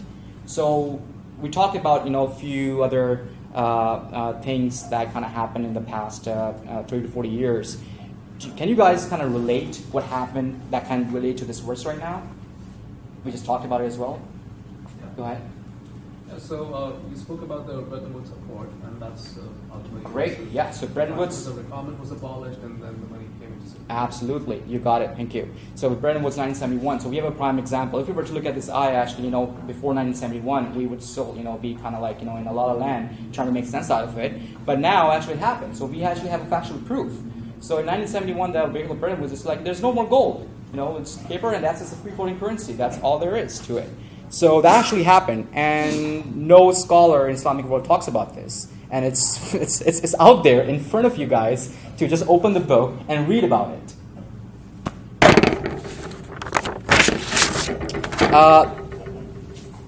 We're talking about in Islam, as I said before in the beginning of my presentation, that there's no compulsion in when it comes to trade in Islam. So you can use anything you want. You can use wheat, dates, any commodity which has a real value. Even barter is halal in Islam as well. But these are some of the characteristics of the commodities we have. We got date, wheat, barley, salt, gold, and silver. We got about 6 different characteristics. So gold and silver, you can see when it comes to standardizable, it's excellent. Acceptability is very good as well. Divisibility, you can have small units of gold and silver. It's very mobile. Some people think, if you go and buy a house today, how are you going to carry that much gold? Well, they're forgetting the fact that the value of the house is essentially, it's not a real value. The house is probably costing you maybe about 20 dinars, right? If it were to be in real economic terms. But 20 dinars is essentially just this big stash, not even this, half of this remote. And we are happy to carry around big phones, next to our ears looking stupid. And you're telling me you can't carry just to buy a house half of this? That's you need to do some serious thinking on on what you know. Not you, obviously, essentially, I'm just talking in general. It's an ayah in the Quran I would like to quote, chapter 9:34. And there are those who hoard gold and silver and spend it not in the way of Allah, announce unto them a most grievous punishment. So the key way from this slide is basically it has to have a historical value. There are also a couple more ayahs in the Quran when actually we can talk about it during Q&A. I don't want to get into that too much. Superiority of gold over other forms of money. I want to start off with quoting ayah from Quran again, chapter 3, verse 14. Fair in the eyes of men is the love of things they desire, women and sons, heaped up hoards of gold and silver. So basically, our Creator Allah is telling us that what we desire. So I don't have to say talk any more about it, but just for the presentation purposes, gold has intrinsic value just like any other commodity, but it distinguishes itself that people from every race, creed, and nationality desire it for its own sake, as proven by the obsession humanity had for this metal throughout history. So this ayah kind of proves that, and we all know that as well. That's always been about the gold. So a lot of times those elite who actually are proponents of the capitalist system and the current monetary system we are in right now, they always say, Canada actually just recently just sold away its last few ounces of gold, which had left. It was worth actually maybe $20 or $30 million, which is nothing, peanuts. And they said actually gold has no real purpose in the economy, so we're going to have a complete free-floating fiat currency. So, but if you come to think of it, we just mentioned, we gave you an example of Zimbabwe. That was just literally 5 years ago, but we still need awakening. We just not getting it. We're so deep asleep, we're just not getting it. The writing is in front of us, right? But we're just not getting it. Characteristics of gold and silver as the ideal money. It's rare and compact. We talked about that as well. Stability and durable for long periods of time. It's homogeneous. It's divisible into minute quantity as well. It's mobile. It cannot neither be created nor destroyed. Essentially, it's a store of value. That's the key.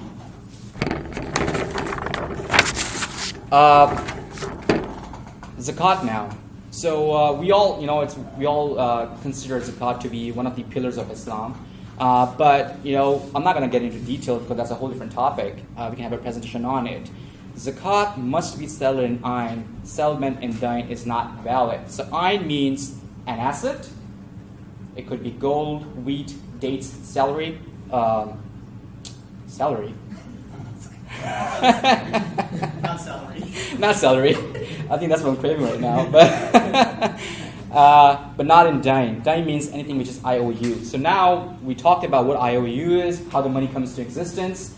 So every single cent in our pockets, in our bank accounts, is essentially a debt, and we go out and spend that money as a zakat without even giving a second thought.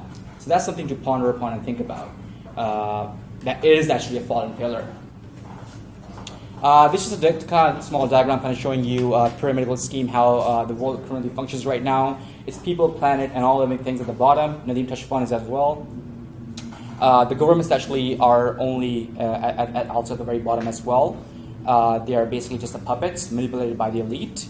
We got the big corporations out there, then the big banks, then the central banks, and the international central banks, IMF, World Bank, and then the Bank of International Settlements. And on top of it, it's all controlled by a handful of people. It's approximately about 8,500 people which controls that. And I'm not making this up, guys. You can just go and search yourself. It's factual information. It's documented.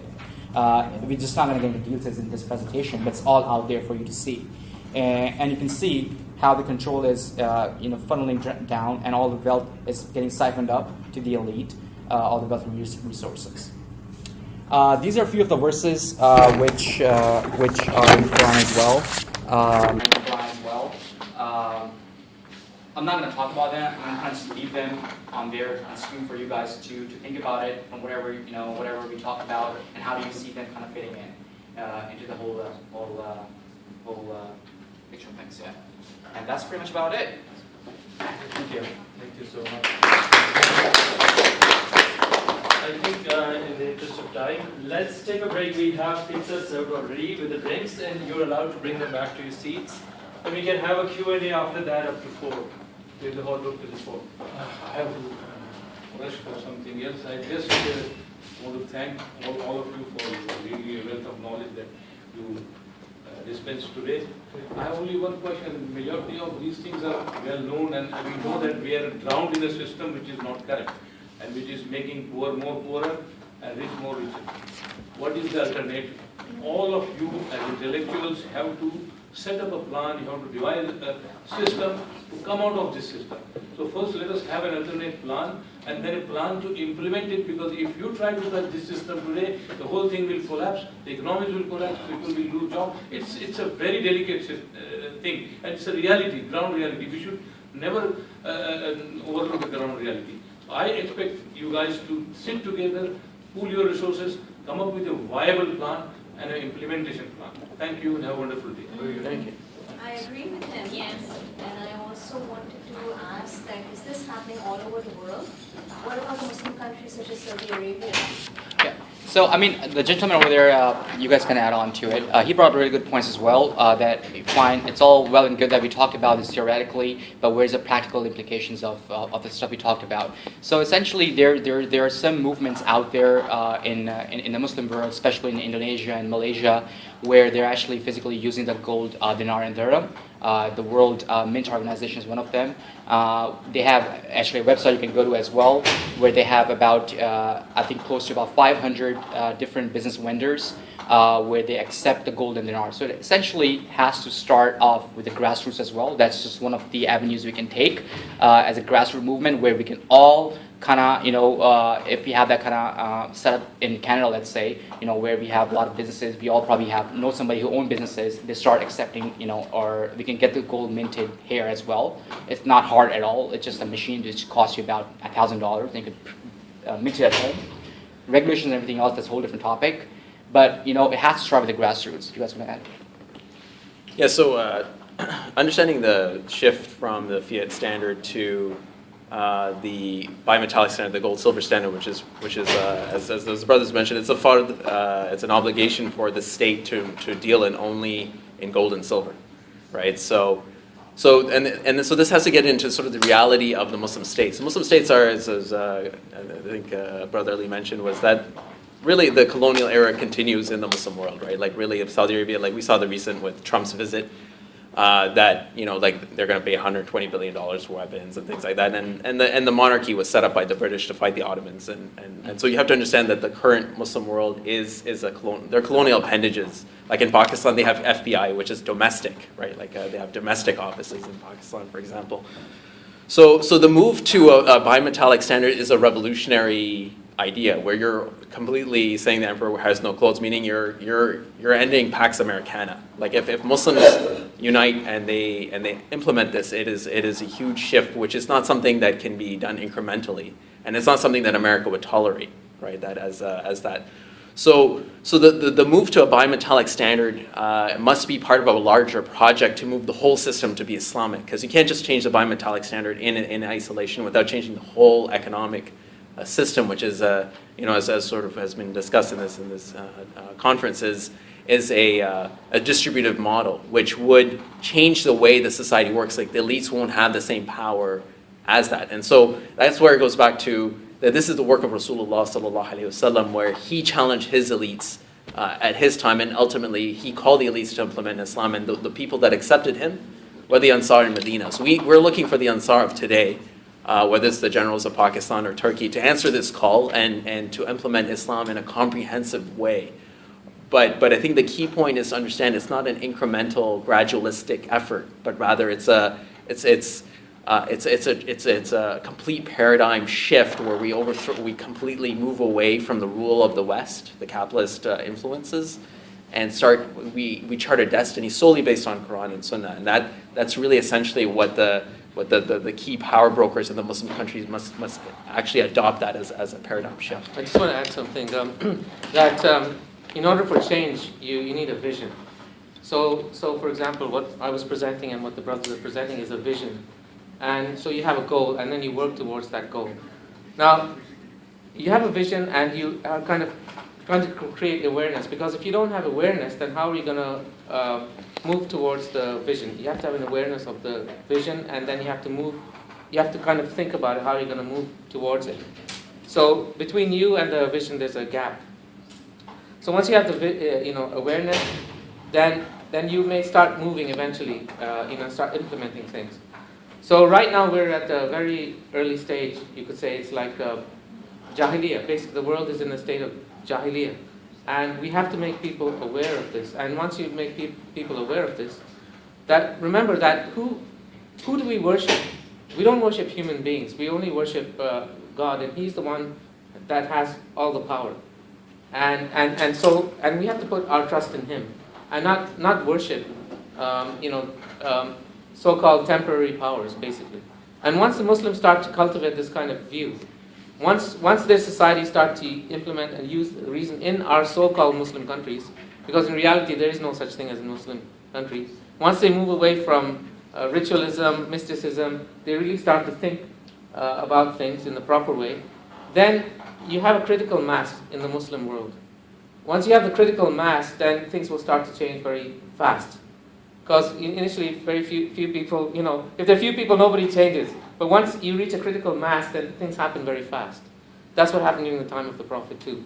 So you have to kind of move step by step. I mean, you can't change the system overnight, right? So, yeah. Basically, we got to be respectful about. So I want to thank you, the people on the panel, for a very great description of how broken our system is. I do want to go back to what the gentleman who left, I had the same kind of question. I understand that you're a think tank, but what are your ideas of an implementation or action plan?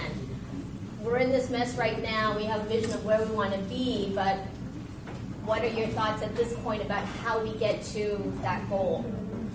Okay, so it depends on the context. So if you're talking in the in the context of Canada, I'm more of a graduate. Yes, please. Okay, so in the context of Canada, I'm more of a graduate. So even within the framework, the present framework, even actually other countries in the world, even within the framework, there could be a gradual approach to get at what's ideal, which I agree with the panelists, is have a commodity-based currency. So, for example, in the case of Canada, there's an example where they actually practice interest-free financing. So they can actually easily revert to that. The Minister of Finance has to give a directive to the Governor of Bank of Canada to change monetary policy, and they can do it. But they do it, and actually, Rocco Galati, who's representing the Committee on Monetary and Economic Reform, for the past 30 years, they've always requested the government to change monetary policy.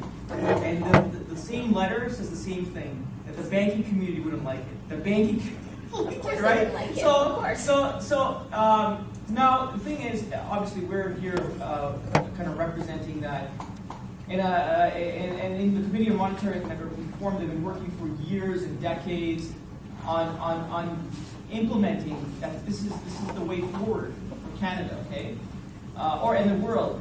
And I think what's happened is, even though they try to state this, they try to convey this, why aren't the people listening? And why aren't people waking up? And I think, and we can discuss this further among the House, I think it's actually tied to a moral problem, I think.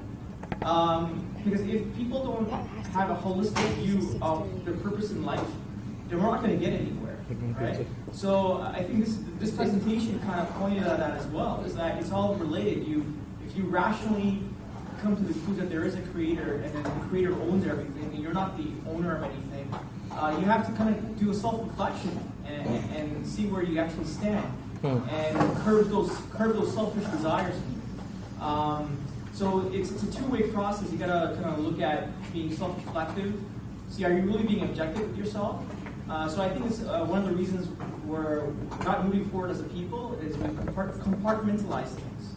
So what I would advocate is that is to study the model of Prophet Muhammad, peace be upon him, as to how he made change. Because from a point of view, when you look at political leaders, like if you look at Jesus, peace be upon him, or other kind of leaders, Prophet Muhammad, peace be upon him, was unique as that he was a head of state, right? So he actually went in the state and he actually implemented his rules where he abolished interest, he applied the bimetallic standard, and he implemented rules in a very holistic way. So the question is, how do you go from one person into actually getting into power without firing a bullet, right? And so it's a very again, I only have a few seconds, 30 seconds or something to answer the question, but so it's sort of the three kind of broad kind of steps, and it kind of connects to what Brother Zishan was saying, was that, so first thing what he did was he established a core group of activists, which we call the companions of the Prophet. And then he got him on that consciousness. So first thing he built in was that consciousness, so the focus is the afterlife and the creator, right? So that was so he changed the way they kind of measured things, right? And that's very important, because when you take on a system, especially today like capitalism, and you study how they diverted other movements, how they bribe people, how they torture people, it's very important to understand that, have that consciousness based on that. So one of the things he first invents the consciousness of that group and raising that consciousness of that group. The other thing is that he did was that he went into society and started attacking. So the verse that I mentioned there, where he attacked interest, was actually something he did when he was just a minority in society. When he was just a minority in society, he started raising that consciousness in the society. So he used to attack other things like female infanticide, like the Arabs at that time used to bury the females alive because they were a tribal society and they wanted sons so that they could have more strong people, so they could do better wars and get more goods, right? So he would attack those practices. So what I'm trying to say, it's a comprehensive message. It's not just economic, it's not just social, it's not just spiritual, it's a comprehensive message. And then the third and final thing he did was then he would take that message to actual power brokers who actually could then make that change. So he would create awareness, then he would say, to those power brokers in society, say, can you put me in charge, right? And so that's the thing. So you have to take that model and then you have to apply it, because that was a successful model. Like, think about how Islam has influenced the world, right? Like even today we use Arabic numerals, and that was enabled by this work that was done in the backwaters of Arabia to do that model. So so the group that I was mentioned that I work with, Hizb ut-Tahrir, like we're implementing that model in the Muslim world. Where we create the consciousness, we go in society, create awareness, including stuff like the gold, bimetallic standard, and then we seek the people of power influence. So we'll go to the generals of the Muslim societies too. I just want to add one thing, that one of the purposes of IHR is to make people aware of what that Islam is the truth with a capital T, and it's the best and optimal system. And so we've been tackling various areas. We've been trying to resolve some questions or problems that in the West they've come to a certain kind of crisis and they cannot go further. These may have to do with, for example, unification of physics, consciousness, and one of these areas happens to be economics. So the idea is to make people aware that Islam is the truth with a capital T, that is a solution for all the problems of humankind, that will lead humanity to true peace and justice. But remember, there's a verse in the Quran that says that we will show them our signs in the horizons and within themselves until they know that this is the truth. The Quran is talking about the future, that people will eventually, in stages, come to know that this is the truth. This is what the Quran is saying, because Allah is the one who's created the future and everything. Everything. This is another topic, exists already. We're just moving into it, right? So that's what. So just a quick follow-up: are you in communication with other groups that are doing monetary and economic reform, because they are out there? Well, I've been briefly in touch with the Committee on Monetary and Economic Reform. I actually have been in the past involved with the Canadian monetary reform movement in the past, so I do have connections with them and contact. Basically, as Nadeem mentioned, we are here to create awareness of the issues that affect each and every human being. And in this case, in the context of Canada, we want people to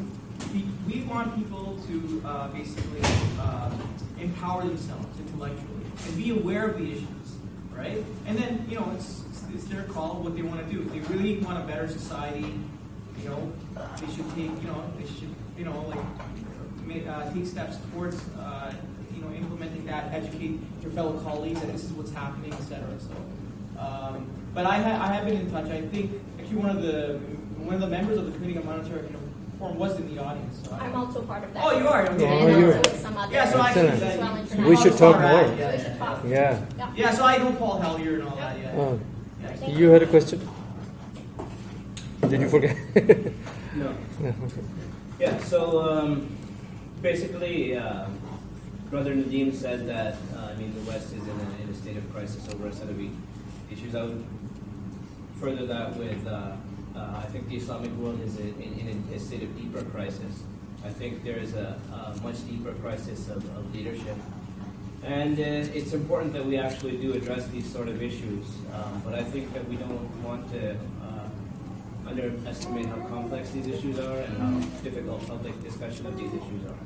Because these issues are being approached in a modern context, but we're using traditional sources and we're trying to gather principles from those traditional sources. And as Brother Nadeem says, the principles sort of stay the same, but in different contexts, we have to think about the specifics. So if we take, for example, the Human Development Index, right, and now we want to expand it. So basically, the original index was composed of, an income, health, and an education component. And it was originally, there was a linear additive aggregation function. You probably understand what it is. But there's problems with devising these functions. There's problems with measuring the different components. And who gets to decide what is the actual political process for us to sort of come up with this? Whose opinion is it? And how is it enforced? What are the sort of... So, I mean, from a modern perspective, right, we have to understand the way the system works. It's something like Brother Tariq Ramadan would say, you have to understand two spheres of knowledge, the original religious sphere of knowledge, but also the sphere that we have to apply. Now, the thing is that there's problems in both of those spheres, and I think that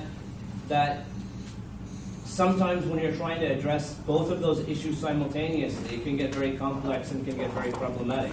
So I would have liked to have the discussion about those specific modern issues and how to take a certain set of agreed upon principles and apply it to contemporary sort of issues so that we can work towards developing a constructive system for which we have an academic basis. That's the reason why Brother Nadeem and Brother Zishan, I think that I've respected the work that they've done to sort of bring rational sort of understanding and modern understanding and knowledge into a system of principles that we adhere to based on sort of our traditional sources of information, but that are more universal and that we can engage with everyone with. But the problem is the traditional sources are not undisputed. And unfortunately, instead of having the discussion on the modern economic context, I think because we have other people here, and I think that, I mean, sometimes you can raise more problems than deal with them by not being able to address the issues of the traditional sources in an effective way. And from your point of view, I'll give you an example. We've talked in the past about the Quranist scholar Edith Yüksel, whom the two of you appreciate, but which traditionists would oppose strongly, and I think some of them would even consider him an apostate. And then in some quote-unquote Islamic systems, you would have that person, have the penalty of apostasy. Even though you'll have people from the earliest sources like Sufyan al-Thawri and Ibrahim al-Nakhai, and you'll have people like Umar ibn Abdul Aziz. You'll have sources attributed to these people that will say that they did not, they didn't believe that the death penalty was a necessary thing for people who changed their religion. Okay, and this is the can of worms that we open when we try and deal with these sort of things. And unfortunately, even though I don't really want to, because I appreciate your rational approach to try and get at these issues and your open approach dealing with non-Muslims to try and deal with real issues. And we have real concerns with things like the lack of transparency in the Federal Reserve System internationally. Those are real issues, contemporary issues. But unfortunately, I'm going to have to ask the brother sitting in the middle, because he represents and has publicly come out and say we represent XYZ organization, which unfortunately, in this very sensitive climate that we are in these days, has become a questionable organization. And I want to, before I take sort of a strong oppositional sort of stance against anything that you or Hizb ut-Tahrir stand for, I want you to sort of clarify. In your ideal caliphate system, would you execute apostates? Do you believe that we have to take the jizya from non-Muslims and that they don't have sort of equal sort of rights? And do you believe that we have to have an aggressive war with can I just interject? For people's benefit, people are here for a topic here, and we need to stay on the topic. It's not off topic. No. It's not off topic, sir, because you're stating that your ideal economic system has to function under a quote-unquote Islamic state. You need to clarify what that means. Yes, so we're talking about economic aspects only, and you're allowed to answer on the economic aspects and the monetary system. Right. We're not talking about apostates right now. We're not talking about. Follows under the equigenic principle. Do you believe that equality? How does that apply for non-Muslims? How does that apply in state-to-state relations? How does that apply for non-Muslim citizens within a country? Those are also economic issues. I'm studying economics. I have a PhD in economics. Economics has to do with human welfare. It has to do with his definition of a health function. That's correct. So let's focus there. So please tell me. Bring the economic angle. This is focusing there. I'm sorry if you don't have a contemporary understanding of what economics. So, but you were not bringing it for the audience. Right. It's right. You brought the angle now. So from that angle, which is the economic side purely, what is your answer? So Nadeem and Brother Malik, both of you, if you could respond. Yeah, so sticking to the economic aspect of it. So Yeah. the thing is that the Islamic system, the Khilafah system, brought justice to all. Like, so the question is, we have to kind of be very, very wary of the propaganda that's kind of perpetuated about the Khilafah. Because the question is, why did we become Muslims? We were all at one time non-Muslim. Right? We all, like 99% of us descend from non-Muslims, right? Like we all, one time, like my ancestry goes from India, Pakistan.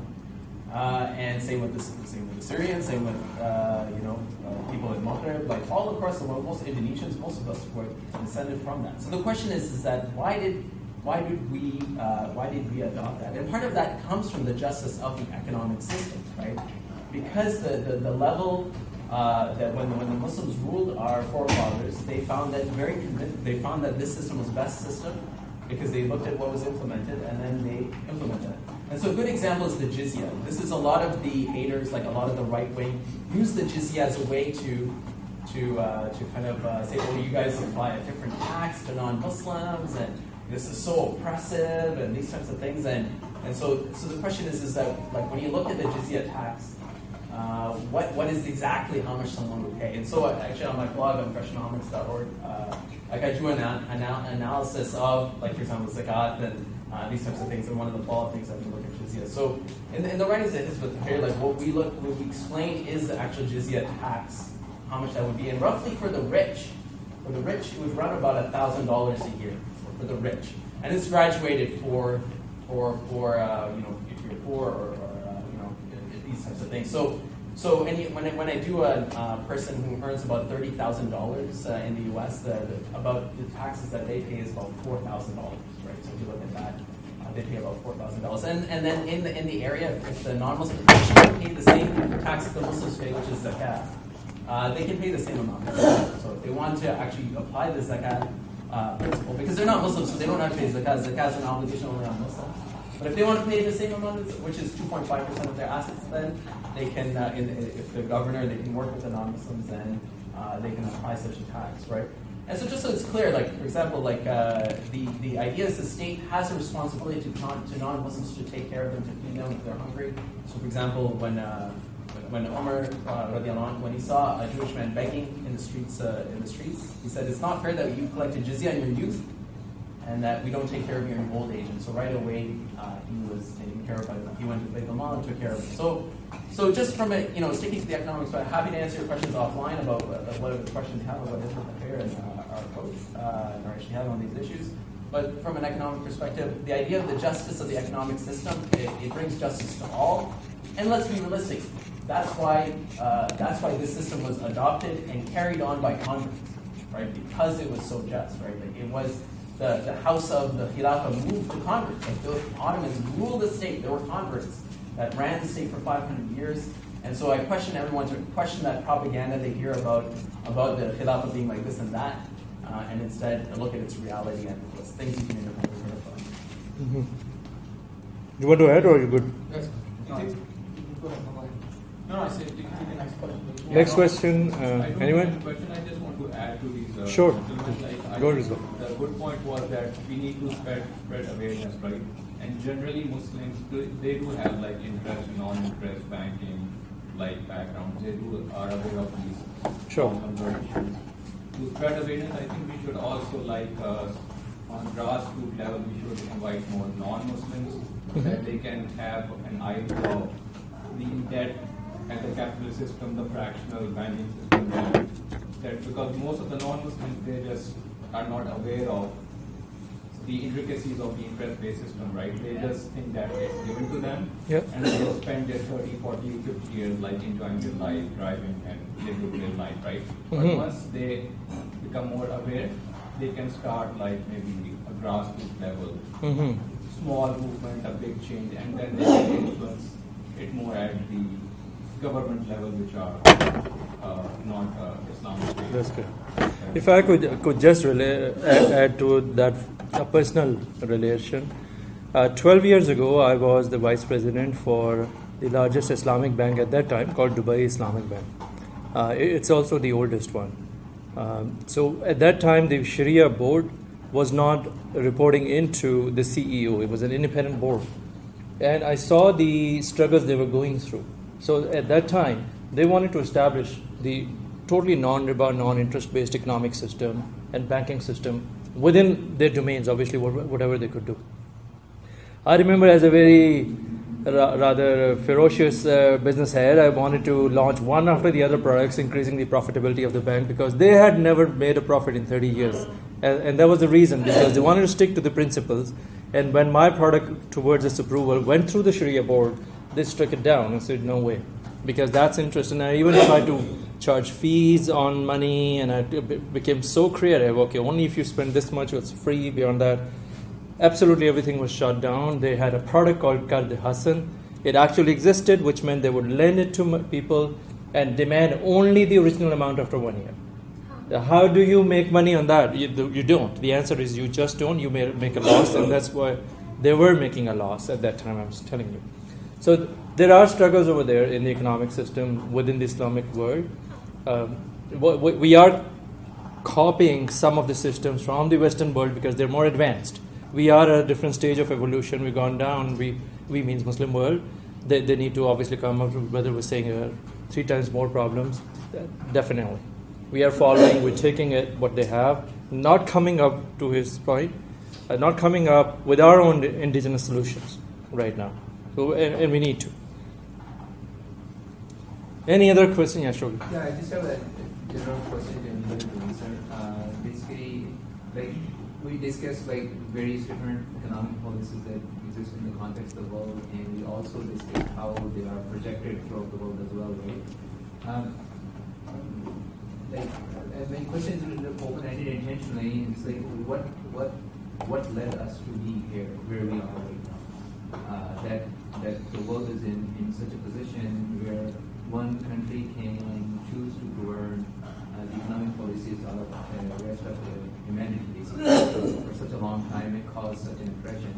And one of the very good example, and that's my question, and just want to add just a little addendum to it. For example, we live in very interesting times where there are actually more people who die because of obesity than the people who die because of hunger. So the people who die more people die of eating more food than the people who die because they're hungry, right? So this is the type of environment that this current system creates, right? So in your thoughts, what do you think that led us to have this system in place throughout the that's to everybody to yeah. I'm just going to touch upon it, just from a personal point of view. If you were to study the history objectively, you would notice that, for example, in the Prophet Muhammad when he came through, he revolutionized pretty much everything, all the socioeconomic aspects of society at that point in time. But that only lasted about 40 years, and it kind of started going downhill. If I can use that word, right? But the system initially established was such a strong system that it still took about $1.5 million to actually completely evacuate into the books of the history after the fall of the Ottoman Empire in 1924. So morally, you're never ever going to have even for example, let's just take Canada as an example. We're not going to have about 32 million people, even 15 million people who actually are going to follow the rules and regulations. And if you were to kind of look at it from a perspective, you're the true Muslims or not, you're only going to have a handful of people who actually want to make the change. And if you look at the current state of affairs, you only do have a handful of people. I mentioned before my presentation when I was referring to the pyramid receiving things, how the world functions. You have approximately 8,500 people in the whole world out of 7 billion people who actually control how the world functions right now. Right? So you only, even if we talk about, grassroots movements and everything else, it's only all this handful of people that actually implement that change throughout the system. It's all the top-down approach. Bottom-up approach works, but it works in different areas, right? And you can add on to it. So I think that it's always important when you look at like a policy like what you're doing is try to drill down and kind of take it back to the idea of the West, which is separation of church and state, right? And the dominant aspect of that is the freedom of ownership aspect will be brought in, right? So when you look at, for example, the capitalist kind of thing, what they look at the obesity problem, for example. When you look at from this is kind of one of the big things is everything kind of boils down to, as I think it was Brother Ali who mentioned, you got to follow the money, right? So for example, like one of the one of the things that Nixon did, other than abolishing the Federal Reserve, the bimetallic standard, the gold standard, is that he was one of the big guys who went into subsidizing corn, right, and enabling that, because what they see is the problem is to just increase production, and so this is where you got into high fructose corn syrup kind of aspect of that.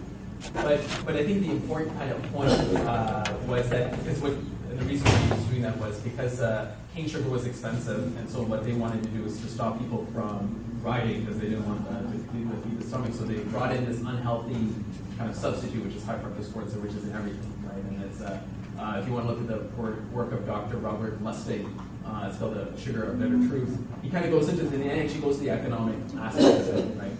So when it comes down to it, this is kind of the problem, is that when you kind of look at these things of lens, where you look at the thing is that let's look at things as let's just keep jacking up production without irrespective of how it affects human beings. This is why I end up with that problem, right? So and so going back to the right approach is that where the economic system focuses on distribution, meaning it focuses on ensuring that the basic needs of the people are met, right? So the economic problem should be meeting the economic needs in a healthy way, right? Like, it's not just about just feeding people junk food and saying that I've met my need, because going back to that concept of accountability that Brother Nadeem mentioned, right? Accountability to Allah subhanahu wa ta'ala is that you as a rule are responsible. If someone is dying because of this food, it's your responsibility. If people having diabetes, that goes to that responsibility framework, right? And so it's a good illustration of how, like, the economic needs of just increasing production blindly to feed the corporations and these types of things, results in other problems. When you look at social problems like obesity and hunger, a lot of it comes back to this framework. But I just want to add, sorry. So I'm just going to quote, before I share a few words, I'm just going to quote Henry Ford. Henry Ford was quoted and said, "It is well enough that people of the nation do not understand our banking and monetary system. For if they did, I believe there would be a revolution tomorrow morning." So one of the reasons is people aren't even aware. Like, probably less than 1% of people know what we just outlined on the fact of the monetary banking system, or even less, right? So big thing. First thing is awareness. Another thing is that people have been distracted in their life, that they don't even have time to think and reflect on themselves and on what's really going on. And the society is set up in that way to keep you busy, to keep you distracted, especially in the way technology is now used today worldwide. And so we have a really huge challenge in front of us, right? Just to conjure up the little bit of research that we all do, we have to be so vigilant. We have to be working really hard at controlling our desires, etc. And a lot of people are not doing that. So I think that's one of the major reasons as well. Maybe I just want to end with the answer to your question can be summarized in the verse, well, Pastor, in the Lisan So really, it's saying that mankind is in a state of loss, except those who kind of, you see, they confirm things and they verify things, and then then they believe because they verify things, and then because they do that, then they're conscious of God, then they do good, and they enjoin one another to the truth and patience. So, because once they know the truth, then they will want to communicate it. So that verse also applies not to just human beings, but to nations. Mm-hmm. So you could say that by the passage of time, man, but nations, will go into decline or loss. So this is the reason for the decline, because they're not confirming things, not verifying things, and this is where it all begins. And because that doesn't happen, then the whole of the earth is basically fractured now. They've moved away from this idea that there's a creator and everything that flows from that. Remember, I drew that in my slide. I had the process flow. First you have to use reason, then you have to see where things belong, and then one after another. So when I actually was in England, I gave a talk, and it was on animal welfare. When I showed that slide, they were all non-Muslims there, professors from various universities, and about 4 of them, they came to me and they said, that slide, can we have a copy of it? Like, independently. They said, that's very interesting. We never realized that it was so simple. that it has to begin with being honest and looking at the universe, seeing where everything fits. Because the Prophet Muhammad, if you look at, even one of his prayers was, Allah, show me, the way things are. And there are other people, Buddha himself, he said, show me the way they are. That's being honest, right? Once you know that, then you can build on that. And I'm not saying that there's simple solutions. I appreciate what the brother said here, and we can have a dialogue. And in fact, other than our seminars, I've started a journal for IHR, and the first one is going to come out in about a month or so. We have 9 articles. So we want others to contribute, research articles or essays, and we want to do this, throughout the year. So we're going to try and have more things other than just our talks here, right? So this is a way to get people, thinking about things. And what's happened in the Dawah community is that after 9/11, things have really, really collapsed. I've been in this doing Dawah for 35 years, the UP, and things were really, actually going very well. And after 9/11, things collapsed. People don't want to talk. They're scared to talk about Islam. It's ridiculous, right? Because what you're doing is you're talking about, you're not forcing anybody. You're just laying out, what you believe, to be the truth. If someone disagrees with you, that's fine. We can have a discussion, right? So, yeah. So the journal that Nadeem was just mentioning, it's called Qurani Cosmos. And that's a unique journal. The first edition will be out in a month. And you're most welcome to get it. It's for free. The only way, the way you can get it is just leave your email address right there on the table on your way out if you like, and you will be subscribed to it. Also, IHR does not ask for donations, chanda or money. It's all self-funded, all self-financed so far. We are nascent, as I said, going through our infancy and teething challenges, but surely our will is there. And with original research with our people, hopefully we'll be able to get more inspirational content to everyone. And we also welcome more thought as well as original research from anyone to bring it. We'll give you a forum if you like. If there you have one more question. Okay, so we got just last minute. How can we be in touch with you? With us. Yeah, we have a Facebook site. Yeah. We got our flyers. Just take them. Our Facebook site's there. So. That's there. And then if you're in touch there, I'm going to ramp up the marketing over a few months within this year. I just started. And hopefully you'll see us more. There we'll have our websites revamped, our email lists, our Facebook, and everything else. If you're in touch. All right, great. Thanks. Thank you, everyone. Thank you very much.